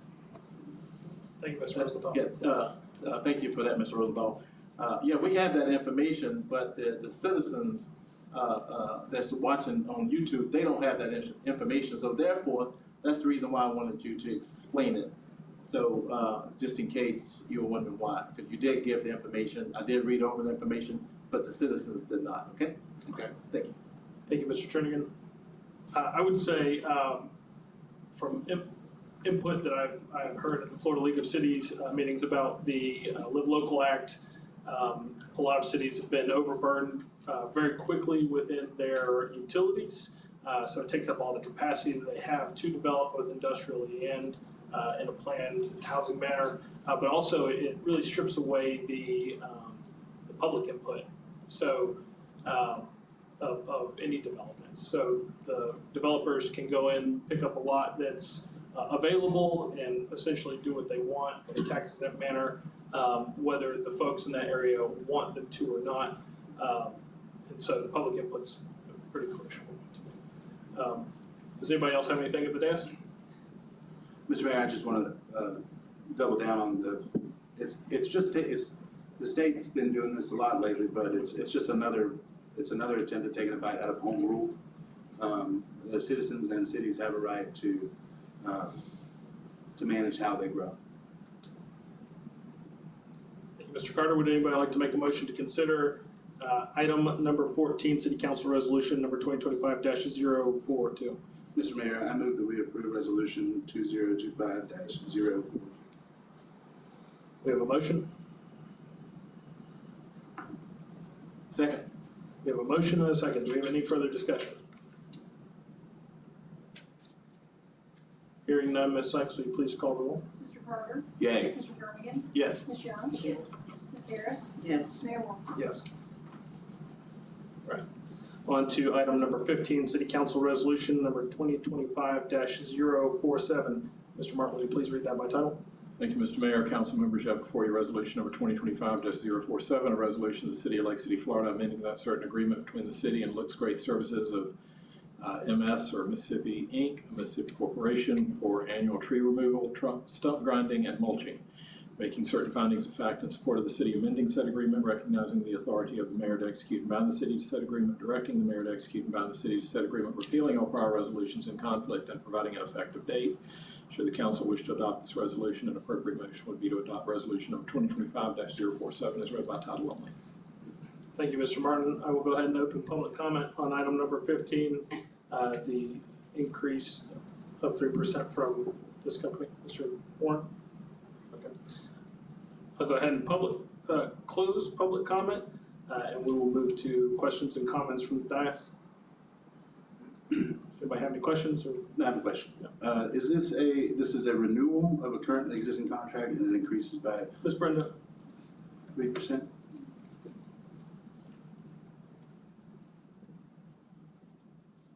That's correct. It's an annual renewal of the current contract, and it's a 3% increase. And we looked at the bid tabulations from the bid when we put it out, and it's still under, with a 3% increase, it's still under any of the other bids. With this primarily deals with storm trees that would fall over in a storm or crash across the road. Is that correct? Well, that'll be a different contract. Oh, okay. Does anybody have any further questions for Ms. Carr? Thank you, Ms. Brenda. Anybody like to make a motion in favor or against item number 15? Mr. Mayor, move to approve Resolution 2025-047. Second. We have a motion and a second. Do we have any further discussion on the dais? Hearing none, Ms. Sykes, will you please call the roll? Mr. Carter? Yay. Ms. Harris? Yes. Ms. Young? Mr. Jernigan? Yes. Mayor Walker? Yes. Moving on to item number 16, City Council Resolution number 2025-048. Mr. Martin, will you please read that by title? Thank you, Mr. Mayor. Council members, you have before you resolution number 2025-048, a resolution of the City of Lake City, Florida, approving that certain directive by and between the City of Lake City and Florida Gas Utility for participation in that certain gas prepaid transaction initiated by the Municipal Gas Authority of Georgia, making certain findings of fact in support of the City of Lake City of entering into said directive, recognizing the authority of the mayor of the City of Lake City to execute said directive, directing the mayor of the City of Lake City to execute said directive, repealing all prior resolutions in conflict, and providing an effective date. Should the council wish to adopt this resolution, an appropriate motion would be to approve resolution number 2025-048 as read by title only. Thank you, Mr. Martin. We'll go ahead and open up public comment on the prepaid gas contract. Mr. Warren? I don't have anybody else signed up, so we'll close public comment and go to comment and questions from the dais. Mr. Mayor, this seems like a really smart thing. I like it. Thank you. And then we had did you want to make a motion? Yes. Mayor, I move that we approve resolution number 2025-048. Second. We have a motion and a second. Thank you. Any further discussion? Hearing none. Ms. Sykes, please call the roll. Ms. Harris? Yes. Mr. Carter? Yay. Ms. Young? Yes. Mr. Jernigan? Yes. Mayor Long? Yes. All right. Moving on to item number 17, City Council Resolution number 2025-049. Mr. Martin, will you please read that by title? Thank you, Mr. Mayor, council members. You have before you resolution number 2025-049, a resolution of the City of Lake City, Florida, approving that certain agreement between the city and Alfred Benesch and Company, an Illinois corporation doing business as Benesch, for consulting services to assist the city with a Lake City Fire Rescue Assessment Study for fiscal year 2025-26 at a cost not to exceed $47,848, making certain findings of fact in support of the city, approving said agreement, recognizing the authority of the mayor to execute and bind the city to said agreement, directing the mayor to execute and bind the city to said agreement, repealing all prior resolutions in conflict and providing an effective date. Should the council wish to adopt this resolution, an appropriate motion would be to approve resolution number 2025-049 as read by title only. Thank you, Mr. Martin. I'll go ahead and open public comment. Mr. Ward, did you want to speak to the fire assessment study?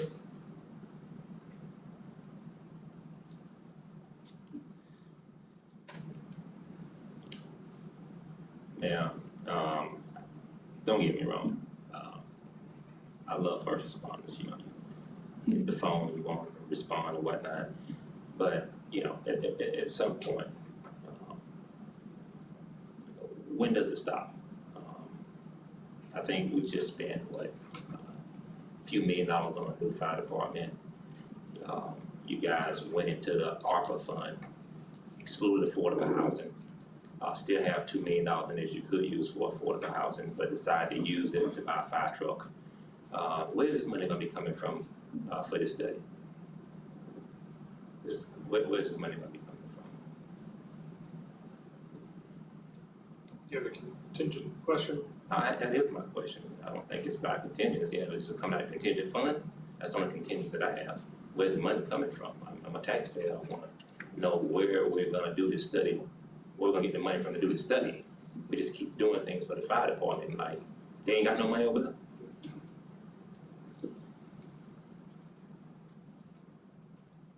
Well, I'll answer your budget question once your time runs out. I don't want to interrupt. Well, we'll just sit here and wait on my turn.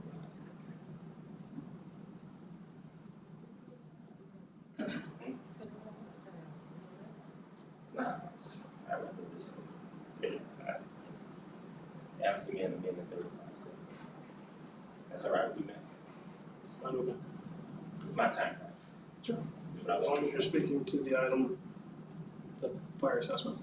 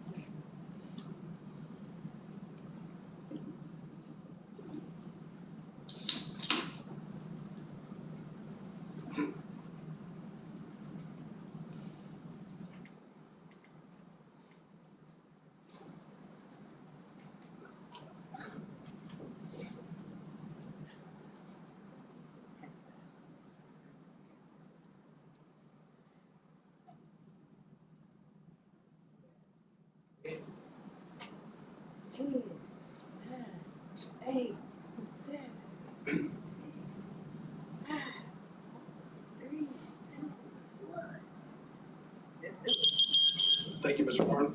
Mr. Rosenthal, would you like to answer the budget question? Absolutely, Mayor. That is a budget item. Thank you, Mr. Rosenthal. I don't have anybody else signed up for public comment, so we will close public comment and move on to questions and concerns of the dais. Does anybody have anything they'd like to say? All right. Anybody like to move to in favor or against? Mr. Mayor, move to approve City Council Resolution 2025-049. Motion? Second. We have a second. Do we have any further discussion? Hearing none, Ms. Sykes, will you please call the roll? Mr. Carter? Yay. Ms. Harris? Yes. Ms. Young? Mr. Jernigan? Yes. Mayor Walker? Yes. All right. Moving on to item number 18, City Council Resolution number 2025-051. Mr. Martin, will you please read that by title? Thank you, Mr. Mayor, council members. You have before you resolution number 2025-051, a resolution of the City of Lake City, Florida, appointing Scott Thomason as the Land Development Regulation Administrator, making findings of fact in support thereof, directing the city clerk to reflect said appointment in such records of the city as are necessary and prudent, making certain findings of fact in support of the city clerk, reflecting such appointment in the records of the city, repealing all prior resolutions in conflict, and providing an effective date. Should the council wish to appoint Mr. Thomason to the position of Land Development Regulation Administrator, an appropriate motion would be to approve resolution number 2025-051 as read by title only. Thank you, Mr. Martin. I will open up public comment on City Council Resolution number 2025-051 on Mr. Thomason's appointment. Mr. Warren?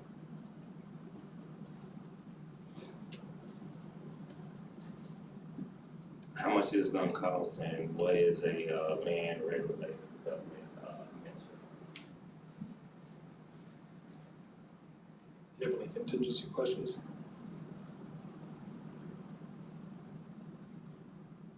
For the second time, Mr. Rosenthal, would you like to answer? Yes, we're gonna set the salary in harmony with the salary scale that we've established for the city. It won't be, we will make the board aware of that once we actually do that. Thank you, Ms. Rosenthal.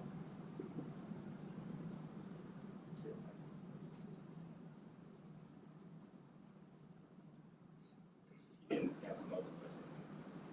What was your second question? My first question, and then again, answer that was my second question. Then answer my first question.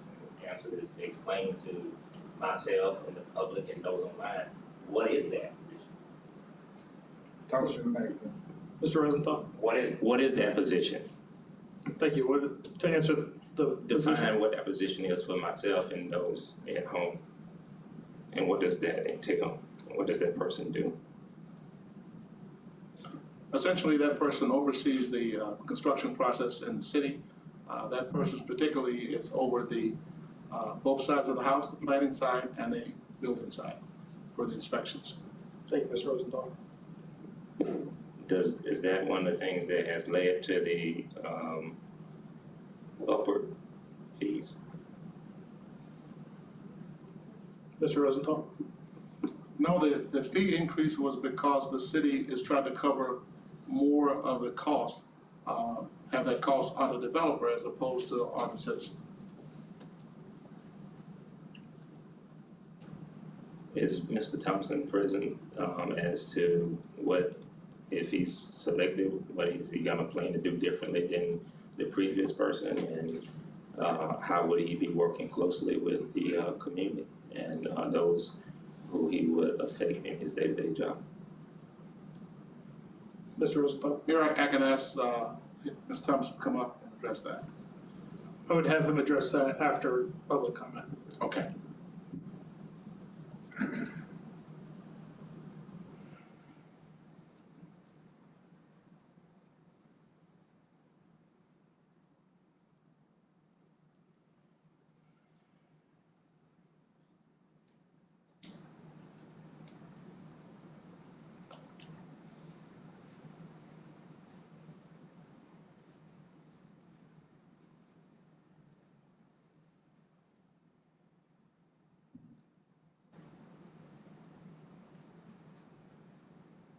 No, Walker, I want to tell you thank you for respecting Robert's rule.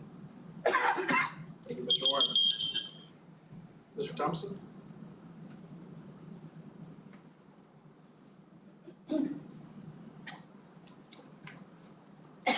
Thank you, Mr. Mayor, Council. You'll have to repeat his question. Some of it, he was not in the microphone. The question was, what are your plans to engage the community and all stakeholders within the community in the new position, in your new position? Well, the position here, I am the Director of Growth Management.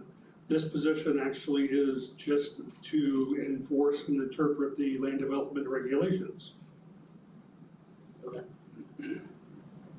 If Mr. Warren would like to know what I'm gonna do as the Director of Growth Management, I'd be happy to discuss that with him in my office. Okay. Thank you, Mr. Thomason. Thank you. All right.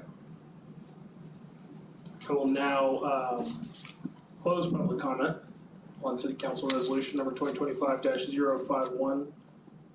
Do we have any comments or questions from the dais? Yes, I do. Yes. Mr. Thomas, do you mind coming back up, please?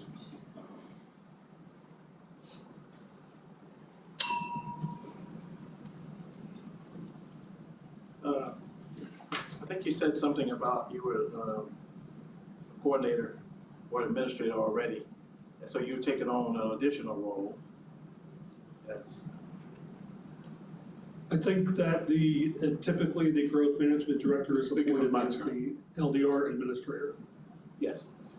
And where do you get your experience and knowledge from? Did you get it from some college or just? I majored in political science in college, but I have about 30 years of construction experience.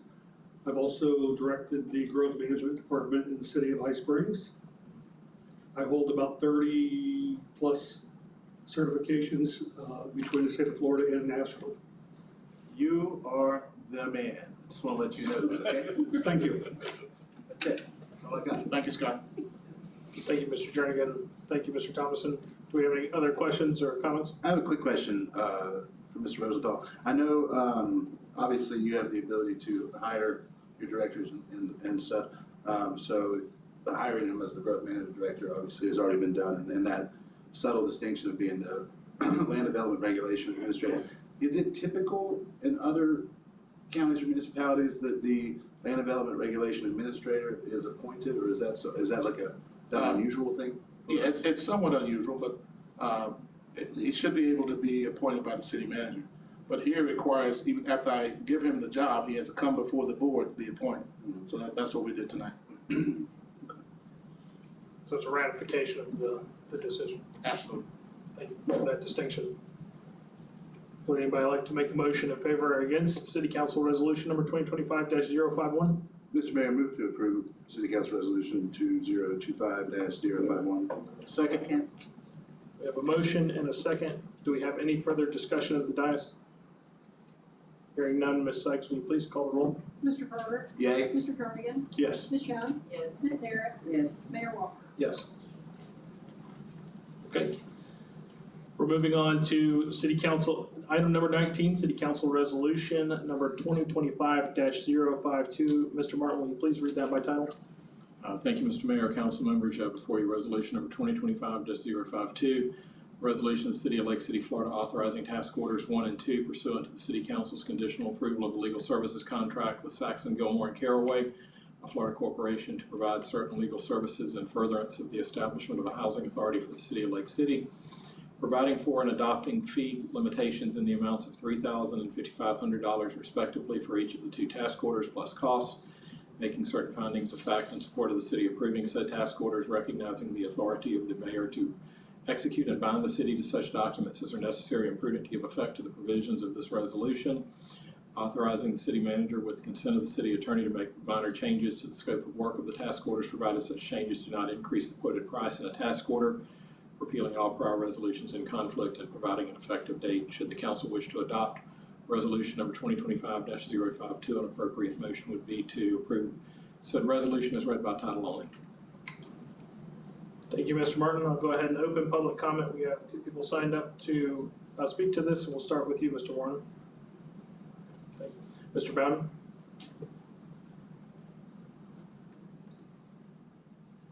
Mr. Mayor, thank you. I guess I got more questions than comments. I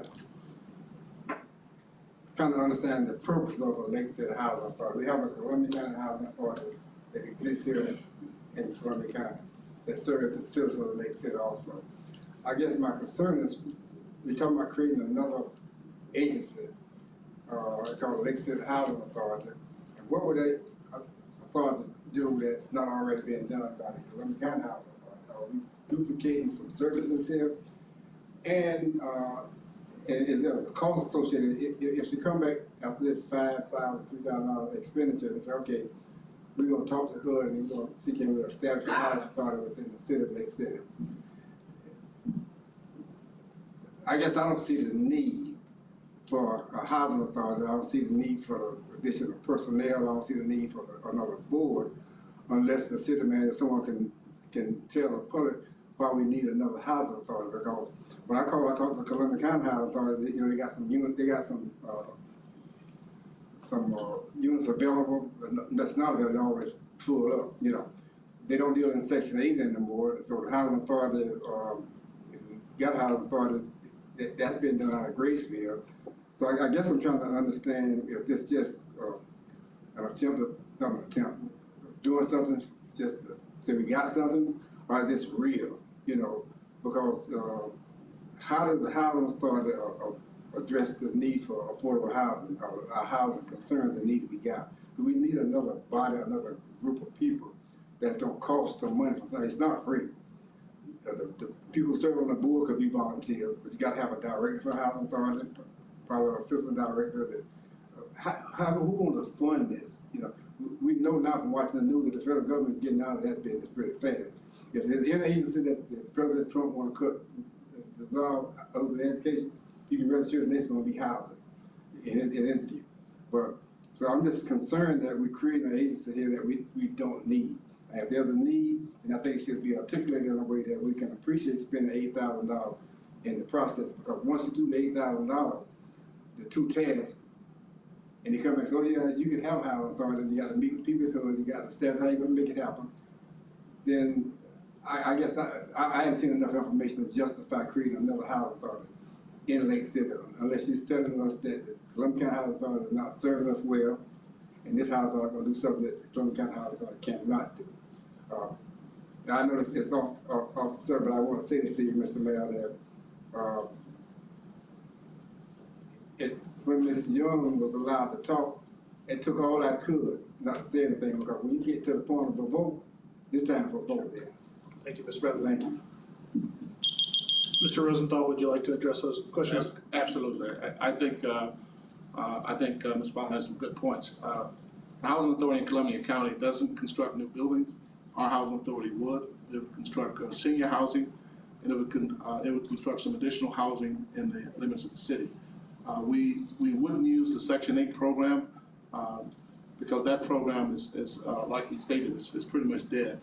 But we would use other programs that we qualify for as a housing authority to generate additional housing. Thank you, Mr. Rosenthal. All right, I'll close public comment. Do we have any questions, comments from the dais?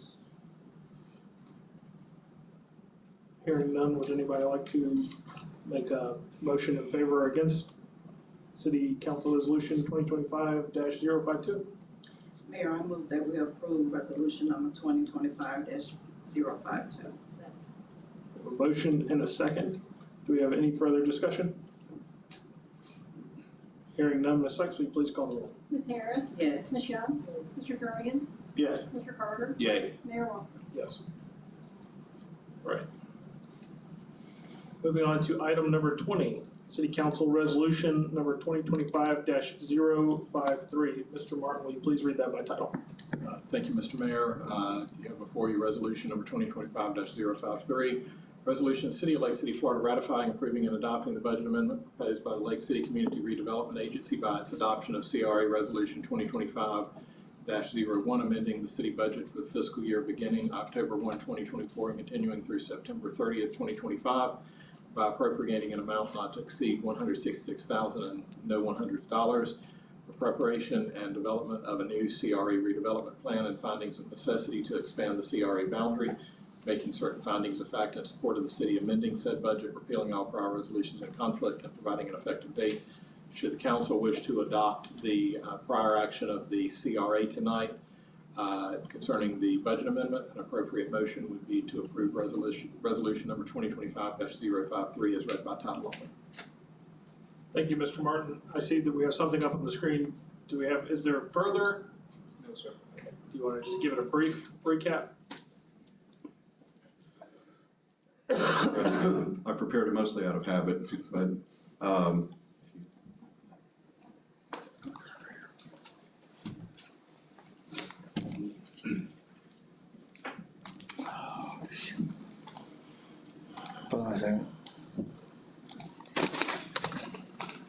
Is it progressing? Yeah, it's, 1 second.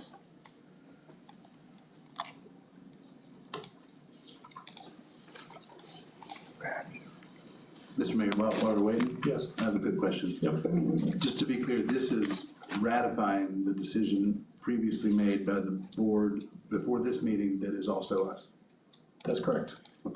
So, Is, Mr. Mayor, is I the can speak presentation to that necessary? just for clarity if you'd like me to. Sure, please. The CRA is a different entity. And so when you're sitting as a CRA board member, you are sitting in a different capacity than you do here as a city council member. And so that board has to approve the resolution and forward it to this board per the city's ordinances for further ratification. So yes, it does seem a bit awkward, but because they're two separate entities, it requires two separate approvals by each board wearing their two separate hats. So what you're doing is ratifying the recommendation from the CRA. Sure. I absolutely understand that. I was just suggesting that perhaps, since we are the same people, we don't necessarily need to see the presentation twice. absolutely, all that said was what Mr. Martin just said. If you could, for the benefit of the people, if it works. I can't. It's basically just recaps what you just went through with the CRA board meeting and cites the section of code where the city council is required to ratify the budget amendment by the CRA board. Thank you, Mr. Thomas. Let me hang out up at the front. I will go ahead and open up public comment. We have two people signed up for this one. Ms. George, would you like to speak to this? Yes, so, I just need some clarification, so expanding it, we'll do the west side, including Young's Park, and then over there by Merrill's area. So, okay, thanks for the clarification, because I still see the, inner city portions of the city are still the only part that's getting hit with this extra CRA funds.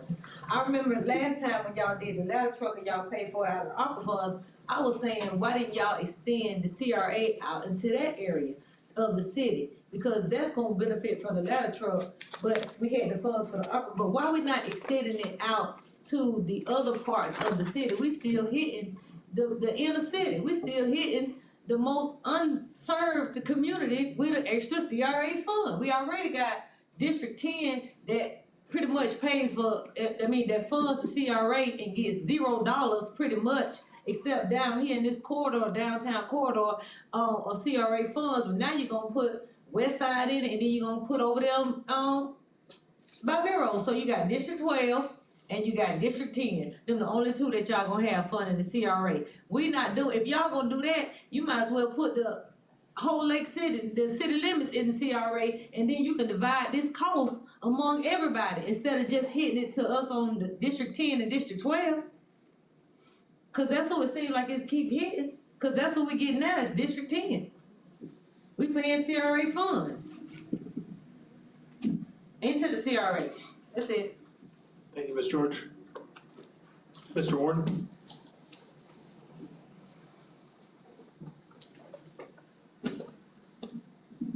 Thank you.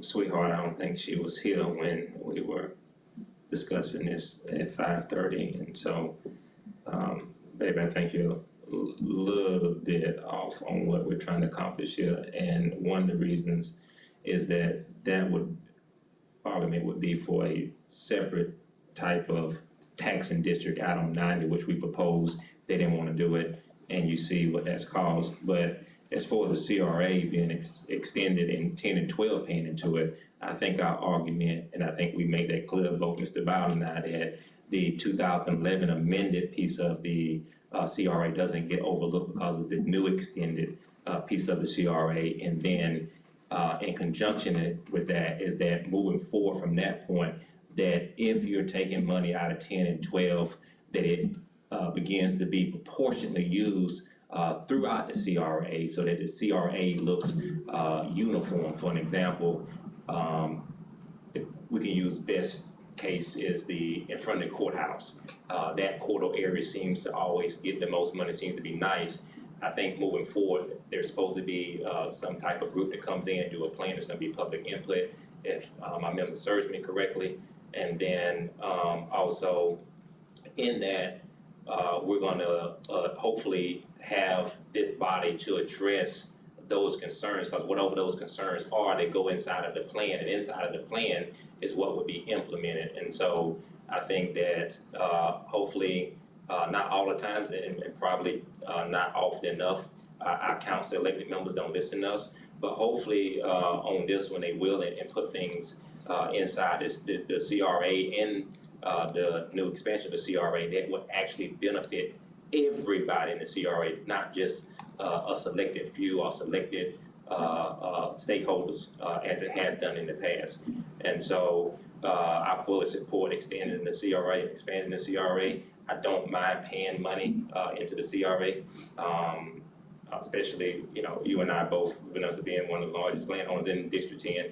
I don't mind paying it as long as we're gonna get representation for that money. If not, then we're gonna have to go a different angle. And that's why I'm glad my attorney is present, so that we're notating these things. And so if there becomes a point in which the CRA money is not being proportionally spent as it should, we got that on record. We got our attorney here, so I think that I think they understand that we mean business. I think that this council is going to do the right thing and move in the right direction. Thank you. Thank you, Mr. Warren. I'm gonna go ahead and close public comment. Mr. Rosenthal, Mr. Thomas, did you have anything to add to that? I was just gonna mention that, time's up. I was just gonna mention that in the CRA, the monies that are collected in the CRA are spent in the CRA. So that's how it benefits that area. The idea of it affecting the people that were there first makes good sense to us. So we don't have a problem with that. Thank you, Mr. Rosenthal. All right. Do you have any questions, comments on the dais? I have one. So, to the statement he just made, so does 10 and 12 pretty much foot the bill for the CRA? How does that work? Well, remember that whatever monies are collected in the CRA are spent in the CRA. So if 10 and 12 pays for the CRA, 10 and 12 should also benefit from the CRA. What they talked about earlier is not forsaking the people that had started off in the CRA when we expanded. And that makes sense to me. So, go ahead, Brian. I just want to make sure there wasn't any confusion. No additional fees or funds or taxes or anything are charged when an area is brought into the CRA. What it does is we take a snapshot at that moment in time of what the taxable value of that additional area is, and from that moment forward, if there's appreciation in the market value over time, only the appreciated portion, 95% of the appreciated portion, goes into the tax increment financing fund. It doesn't raise any new taxes whatsoever. The taxes remain exactly the same. One of the problems that we're facing in this area right now is if you do an inventory of all of the properties that are contributing to the CRA funds, there are a lot of properties that are paying virtually no taxes, and so they're not actually contributing to the TIF fund because of the homestead exemptions being such that the assessed value of the property is not as high as the exempted value of the property. And so it tends to be commercial businesses that contribute the most, if you want to look at it that way, and then provide the funding so that you can spread it out over the rest of the CRA for the benefit of everybody in the CRA. I just want to make sure there's no additional funds though, or taxes or anything that get raised when you're brought into a CRA. It is based on the current taxes you're paying, but it's the incremental increase in that over time that then funds the CRA with no additional tax millages or assessments or anything. So who decides on where the CRA funds are spent? The CRA board. The board. That's right. And it's by the plan that the Inspire is putting together, correct? The plan that we're going to pay Inspire to do is going to be based on primarily the input of the board, but then also the public participation and how the board interprets that and decides they want to implement that in the plan. As long as it's in the plan, it can be funded through CRA funds, but strictly within the CRA boundary. No money is allowed to be spent outside of the CRA district. It has to benefit only the CRA itself.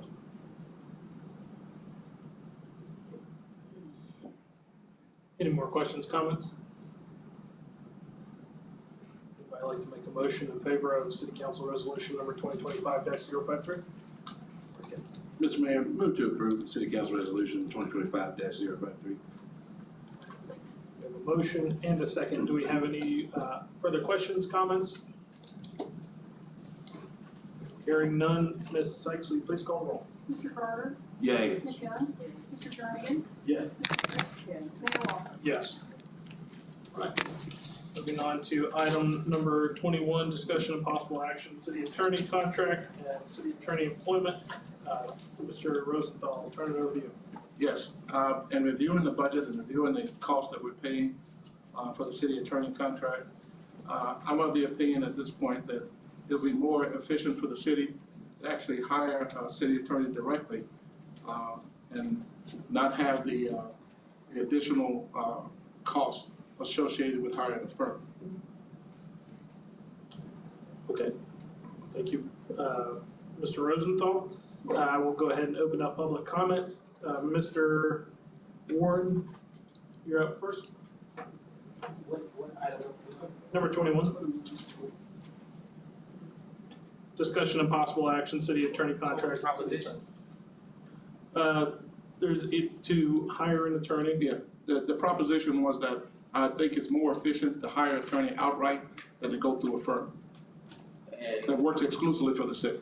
I disagree. I've talked to several attorneys, even former city attorney Fred Coverline. I think this discussion has come up before. I think there's a lot of overlooked costs that will come with that.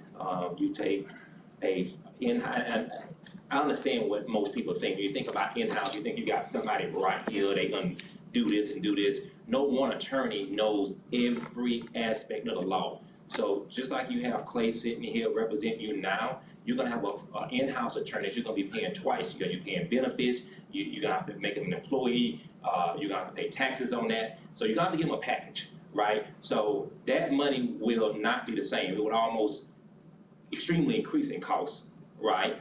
And then on top of that, he still, or she is still gonna have to recommend outside attorneys for outside services. So unless, and there's 411 cities or municipalities in the state of Florida. How many of that 411 municipalities have in-house attorneys of our size? And so I think we need to table this. I think this needs to be tabled, and this is something that we should not rush into.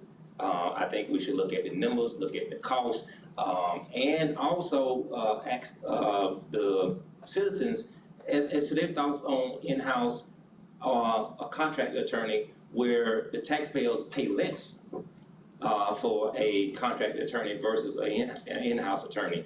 And so on one hand, you're not willing to listen to the people when they're trying to tell you ways to save money and how they want to see money spent, but then you're gonna arbitrarily legislate from up here how we should spend money on an attorney. That's not fair. That's not fair. And then you wonder why such frustration comes from the podium, because what you're asking to do is not fair to the citizen and to the taxpayers, and it just doesn't have enough information that I'm aware of, unless out of the 411 municipalities, one our size, as if we used in those other presentations, Columbia County used this as how much they charge for permit fees, and so we want to be close to this scale as the county. Where is the 411 cities, municipalities in Florida that we're comparing this with that's our size, that has our size budget, that has an in-house attorney, that we're paying as an employee, and we're offering them benefits, and we'll be paying way more money than we're paying Mr. Claymore. Now, if you want to get rid of Clay and get somebody different than Clay, I can go for that all day long, but to bring in an in-house attorney is gonna cost us more money. I just can't support that. and nobody should support that. I think we should table this now. Thank you, Mr. Warren. Mr. Bowden, I also have you signed up for this? Mr. Warren expressed some of the concerns I have in that whether or not we have enough information. I don't know of any city outside that got their own in-house attorney. I could be wrong. I've traveled around, I've been around city council meetings, but I don't know any who got their own in-house attorney. And I guess the question get to be is whether or not there's enough work being generated to justify having another full-time staff person in-house that would require a secretary, in my view, may even require some legal assistance, in my view. So I guess I'm just concerned where the city manager come from and whether how it's gonna be a benefit to our city. That if the firm is not providing adequate services, then maybe we look at going back out to bid and looking at another firm.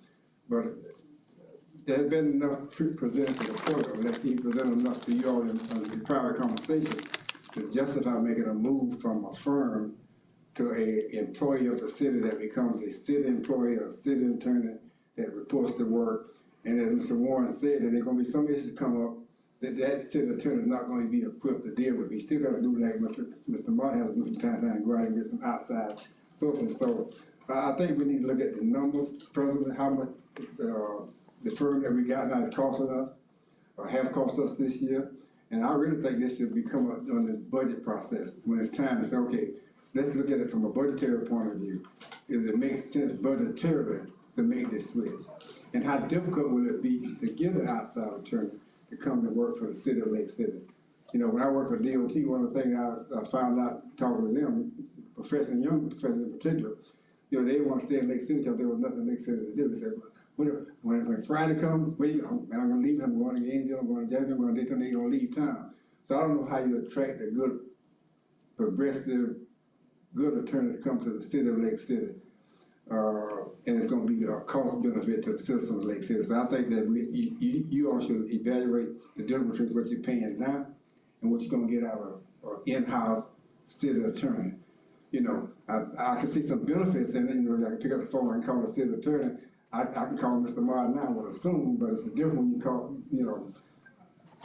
I just don't think the city manager presented enough information to the public to justify making this move at this point in time. And I'm not trying to defend Mr. Martin's position. He's of age, he can just for himself and his firm can.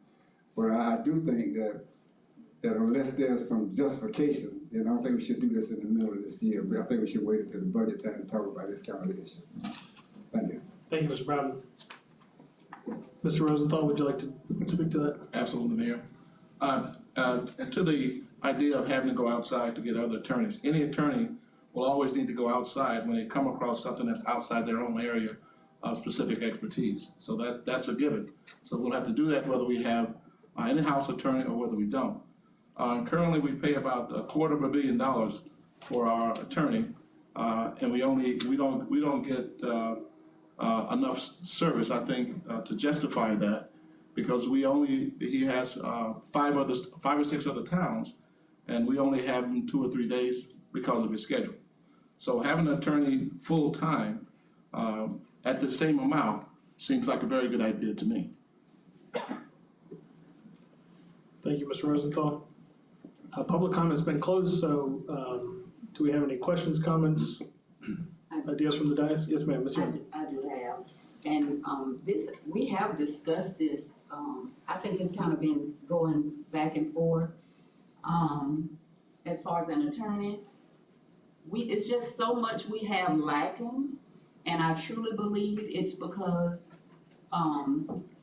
we have a firm and not an in-house attorney. I think we'll get more for our money with an in-house attorney because he's only focused on our house and not 5 or 6 others. And Mr. Rosenthal, exactly my note I had, even with the firm, there are still situations or circumstances where you have to reach out to attorneys who specialize in that area.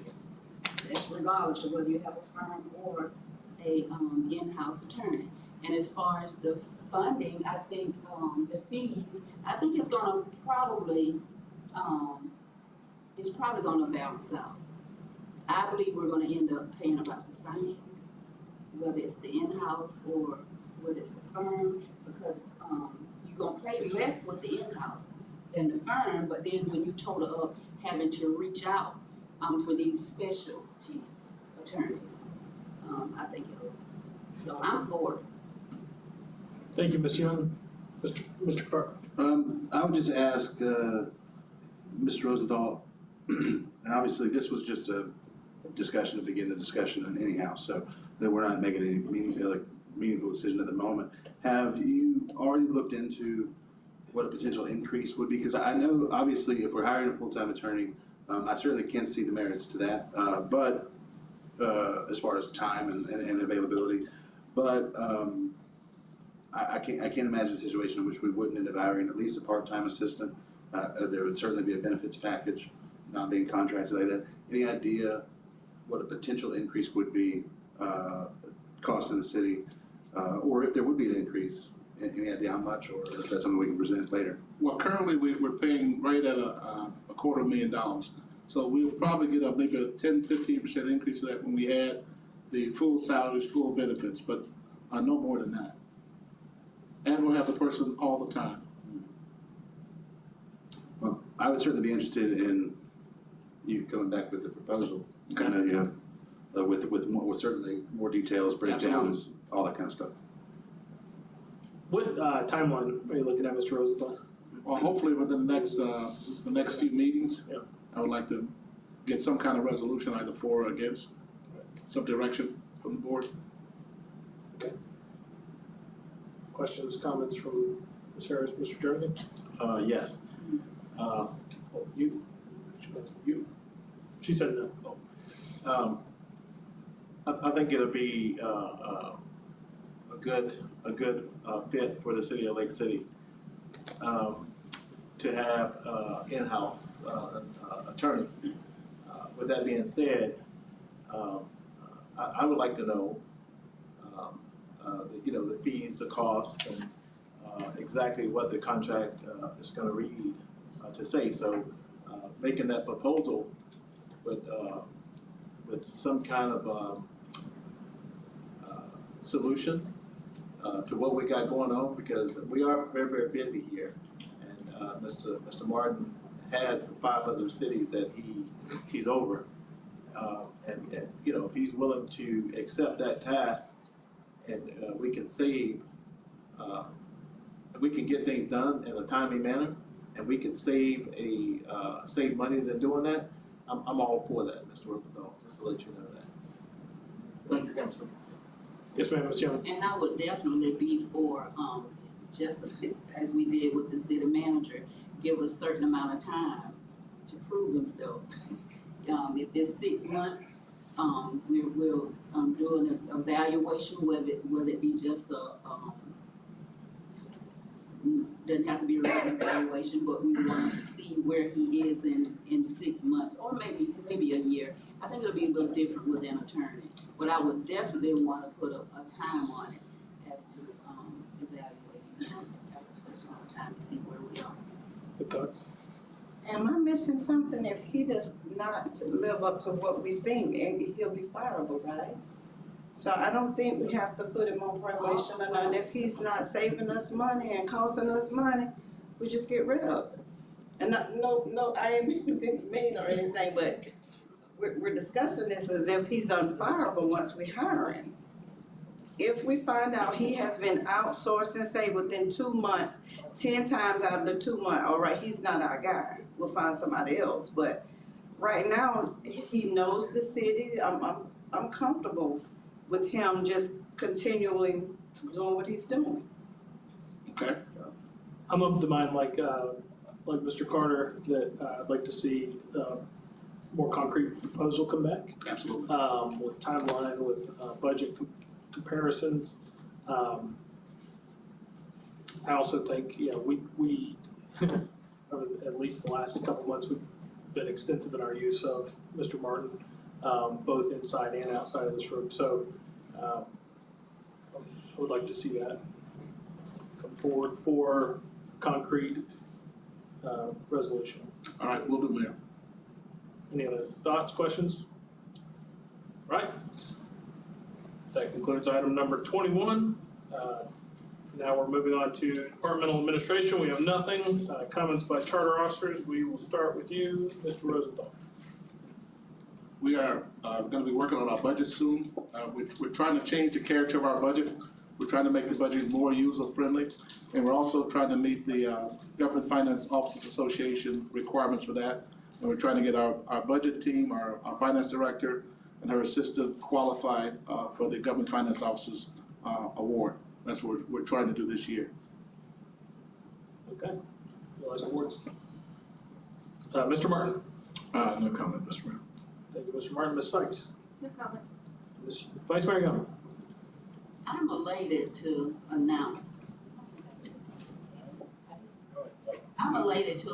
that we actually did the project Light Up the City in District 10. Myself, and thank you so much to our Utilities Director, Steve Brown, Assistant City Manager, D. Johnson, Ms. Terry Phillips. She was with us via phone, and we was at the City Hall parking lot at 5 o'clock in the morning. And we went every street in District 10, and we assessed every street light. And we have way more out lights than we do working lights. So the list has been turned over to FPL, and they are working on getting these lights working. And I'm excited about that. And my other announcement is we do have anything to add to that? Yeah, go ahead. Starting tomorrow, we will be releasing a video out on our new city app. It's gonna give you instructions on how to report streetlight outages. And also, when you do report it this way, it will also send the feedback back to the person that reported it. Very good. Yes. And I'm just happy about it. You wouldn't believe how dark it is, and not just in our residential areas, in the area where the businesses are, and it's really bad. Some of it was quickly attributed to storm, but we've been out of the storm long enough where our lights should be working. And the other announcement is that the event for Lake City, Tonio Armani, Country Soul, will visit us on June the 13th. That's on a Friday. And we'll have quite a bit of local talent here. We're looking for a great event. So I'm still in line. Thank you, Vice Mayor Young. All right, Councilman Jernigan. Oh, I just want to give a shout out to all of the department heads, from the chief all the way down to water plants and planning and zoning, all the way to finance. There's so much you guys have been tasked with, and so far the task is definitely things are getting done, and we're moving this city in the right direction. So I just want to give a shout out to you guys. Just keep up the good work, and if there's anything we can do to assist, by all means, you can at least let me know. I will definitely try all I can to assist you in the matter. Thank you, Councilman Jernigan. Councilman Carter. Thank you. I have two quick things. One is I'd just like to issue a plea to the citizens of Lake City. Politics is the work of the people, and the stuff we do up here is important for our community. And I know I sound like a broken record in certain areas, in certain places. I've spoken at a couple different clubs, and I talk about it to anybody that will listen to me whenever the topic of the city comes up. But I would love to see more folks in here. If you've got questions, if you want to know more how this stuff works, or if you have input, just a plea to the citizens of Lake City to come visit the meetings, fill out a form, tell us what you think about different things we've got going on. It's an important part of the process, and that's all I have to say about that. Second thing is, go Gators. Thank you. Yeah. All right, Councilwoman Harris. I do. At the last council meeting, Mr. Jernigan, you made a statement. I felt like it was out of line and displaced. I am the councilwoman for District 12 right now. Anybody did anything before I got in here, that is them. I don't need to hear about it.